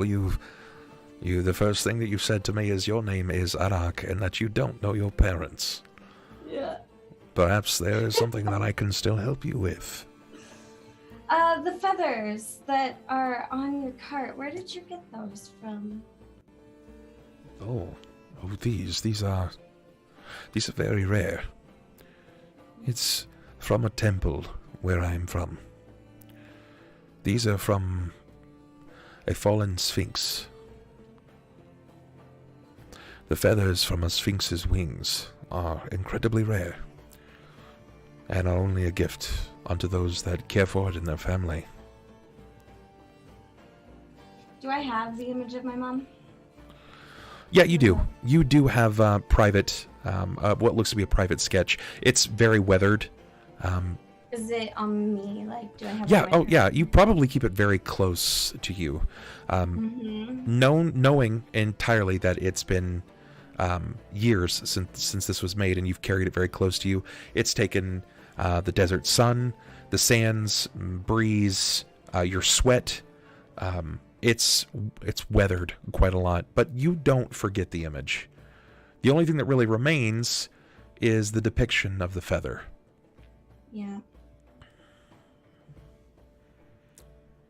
Do you share this with him? Do you say anything else? Yeah, I think I'd like to show him the image and tell me if he knows anything else about anything in the image or might have any insight. Sure. He takes the image and he shows his age to you. This is the first very visible, real sign of a man reaching some of his final years. He takes this scrap of parchment that you've carried with you for so long, and as he looks at it, his eyes seem to just focus. He winces his face down tightly, and then you see him look to you and give you a small smile as he tries to pull it away to get a better detail of it. You know, he's looking further and further away from the image. He says, "There is, with no mistake, that this is an Arak family Sphinx's feather." Well, my last name is Arak, so that makes sense. Well, my family is very close. We monitor everyone that comes and goes, in death and alive, for hundreds of years. And, my dear, I'm afraid to tell you this, but I do not believe that you are actually an Arak. Okay. Someone has misinformed you of your history, and of that I'm very sorry.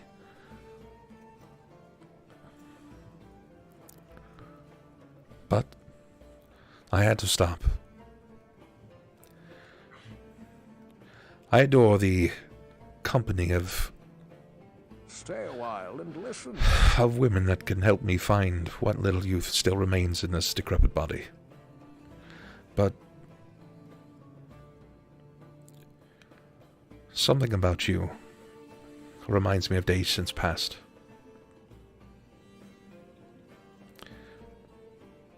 Not today. Not today. Forgive me. I do not wish to waste your time, nor what little time I have left myself. You have a good day, Mrs. Jammara Arak. You too. And I take back my picture and thank him for the information. Thank you so much for the help. Okay. He What are you takes gonna do? he takes his That was reprieve, pretty funny. and he'll jump back inside of the palanquin, and with another sharp whistle, they'll return back to their dance and the carrying state.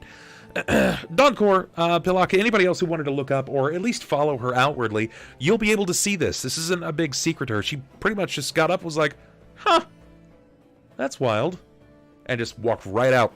Just like literally left. Who followed? Anybody? That's a good question. Does anybody say anything? Does anybody follow? I think I was still working on my post. I think, and I was still having a conversation with Abasi, unless that's over. I don't know. You tell me. Abasi, was that over? Well, he's not giving a whole lot of information other than man is bad, killed lots of people. Trust me, he's the bad one, not me. I just know I'm not who I think I am. Oh, Yeah, she's having a midlife crisis. Donkor, now's your shot. Oh man. Like if she left during the conversation, I don't think Donkor would have noticed until afterwards. All right. I am curious now for Neferani. I know what everybody else's mornings are like. You have hung out in bed for probably 20, 30 minutes now. I'm assuming at some point you would rise. What are your mornings typically like? I'm thinking that I am going to basically like groan my way out of the bed and like half peeled eye stumble over to where the fruit is and kind of like curl up all like nimbly pimbly and start like almost like I'm hungover, but I'm not, like picking up just some fruit and eating it. Sure. And still watching the bird lady. Okay. You know that in your day, despite whatever time you guys spend here, you obviously have to get any information out regarding your team becoming a part of the lottery. Team Big Donk Energy. And with the information that you've had up to this point, hearing about a palanquin coming through with various guards, finding out about Abasi and whatever he's had going on himself, it's likely that you're going to find more people entering Wati. It's about to be popping. Wati's about to get real busy, real fast. And I can hear this from the room, right? Oh, definitely. Definitely Okay. so. Maybe not the individual talk between Jammara and the man, but yes. Yeah, the rise and din. Mm-hmm. So I'll I don't want to keep calling you Bird Lady. Do you have a name that I can use? You may call me Pilakka-Bitakk. Pilakka-Bitakk, like that? Or just Pilakka? This is acceptable. I think that I should go and submit. I said I would do it. The team, register our team and our group, and put ourselves into the lottery so that we, before this gets any crazier, it sounds like it is outside. Then yes. No, I'm sorry. Then I will continue to make preparations for our journey here. Okay. And I'm just going to keep my eyes on her and just kind of like watch her as I walk out. And I'm going to go right downstairs to the barkeep. Sure. To the proprietor. Farhan is very much so in cahoots with yourself here in the situation. He is not a morning person. He looks a little worse for wear. His hair is disheveled. He seems to just be barely functioning at this point. And it speaks leaps and bounds about the patrons to the bar because there's not very many people here. Just a few early risers that are trying to settle into a similar situation of fruit and dried breads, but that's just about that. I will approach. I'm going to approach him and say, "Good morning, Farhan." Yes. I wanted to know. I realize I only paid for one night of a room. And I wish to extend it, if at all possible. This is fine. Would you wish to keep your friends as well? There are other situations that may be a bit more suitable for the amount of people you keep and your company. Are you saying you have a bigger room that we can all fit in better? There is a suite. Ooh. It is upstairs, just across from your room, and it's much larger. It fits 4 individual rooms with a private courtyard. You know, it might be the last night we have in something comfy for a long time. So yes. Well, how much is it? For a night, it is 3 gold. But it comes with 4 rooms and full food service.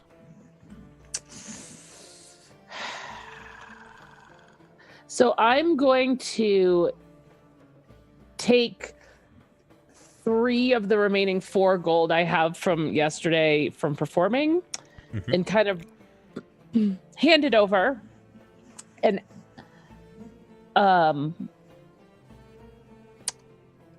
do you have a schedule for performing this evening? The bards, they come and they go. I don't know who's coming in tonight. So if I join them tonight, it would be okay with you? This is acceptable. All right. So I will run back upstairs as soon as we're kind of finished with this.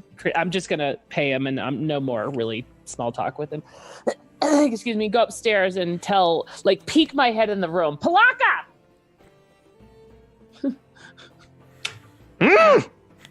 We're going to move across the hall. So it's bigger. You can have your own room. You and the raccoon. Does the raccoon have a name? He is called Gidok. Oh, I love this. Gidok. Okay, got it. All right, so go across the hall into that room as soon as Farhan comes and arranges it. Just don't be surprised. Is my potion done brewing? Yeah, it's likely that it's just going to need time to let it pretty much settle down. But you've already gone through the cooking state and all of the reagents. Okay, then I'll start to transfer my cauldron contents into a vial and start to pack up and do like a quick scrub down of the cauldron, some salt, and then scuttle across the hall. Right. And I'm gonna go towards the bank, which is where they're taking the applications, correct? Yes. I will actually get you guys a brief image of this suite that you guys will be taking. It's not going to be much like what you're seeing of Wati itself, but it is nice to know what you're going to be getting yourself into. That's not it. There it is. Found you. Give me just a moment. Anybody else want to do anything with the remainder of their morning before we start breaking into this? Because we're about to go on our first break. I just want to get you guys this image before we settle into the bazaar.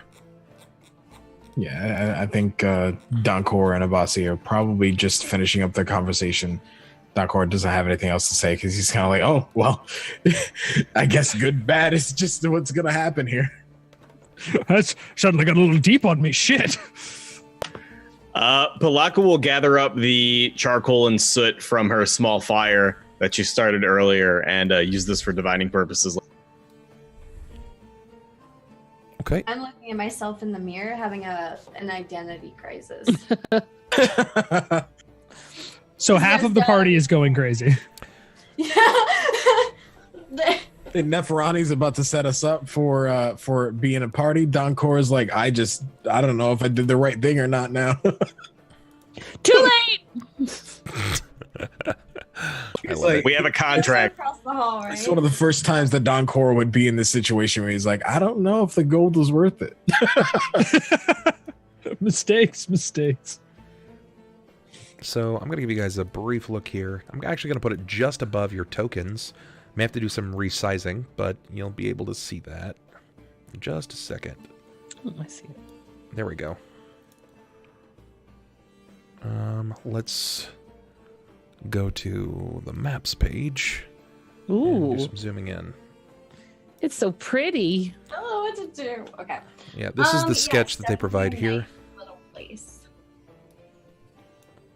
So you guys were just staying in that first room, which is right about here. And now you have access We were in a to... closet. Yeah, Yeah. basically. Oh, this is a nice room. It's huge. I mean, it's about 70% of the lower establishment is this area, so it's a much larger place. Yes. 2 of the beds are in the same room. Pilakka is in the center common area, just scattering soot in ritual circles on the floor. Oh God. Oh God, did I have to put down a deposit? You paid up front. You're the one that wanted the pet. I like how some of these beds look almost as large as some of these rooms in the other side. Mm-hmm. Deposit voided, definitely. All right, guys, we're going to go ahead and take our first break so everybody could run out and get something to drink. Go ahead and bio, and when we come back, we will jump back into the second half. We're going to find out what's going to happen in the bazaar and with Team Big Donk Energy. For what it's worth, we have found ourselves in almost our second luck reroll. We are 1 sub away from our second luck reroll, but we definitely have 1 so far. Thank you guys for all the subs and support tonight. We'll be back in just a moment, lads. So break, drink, and bio. See you in just a minute.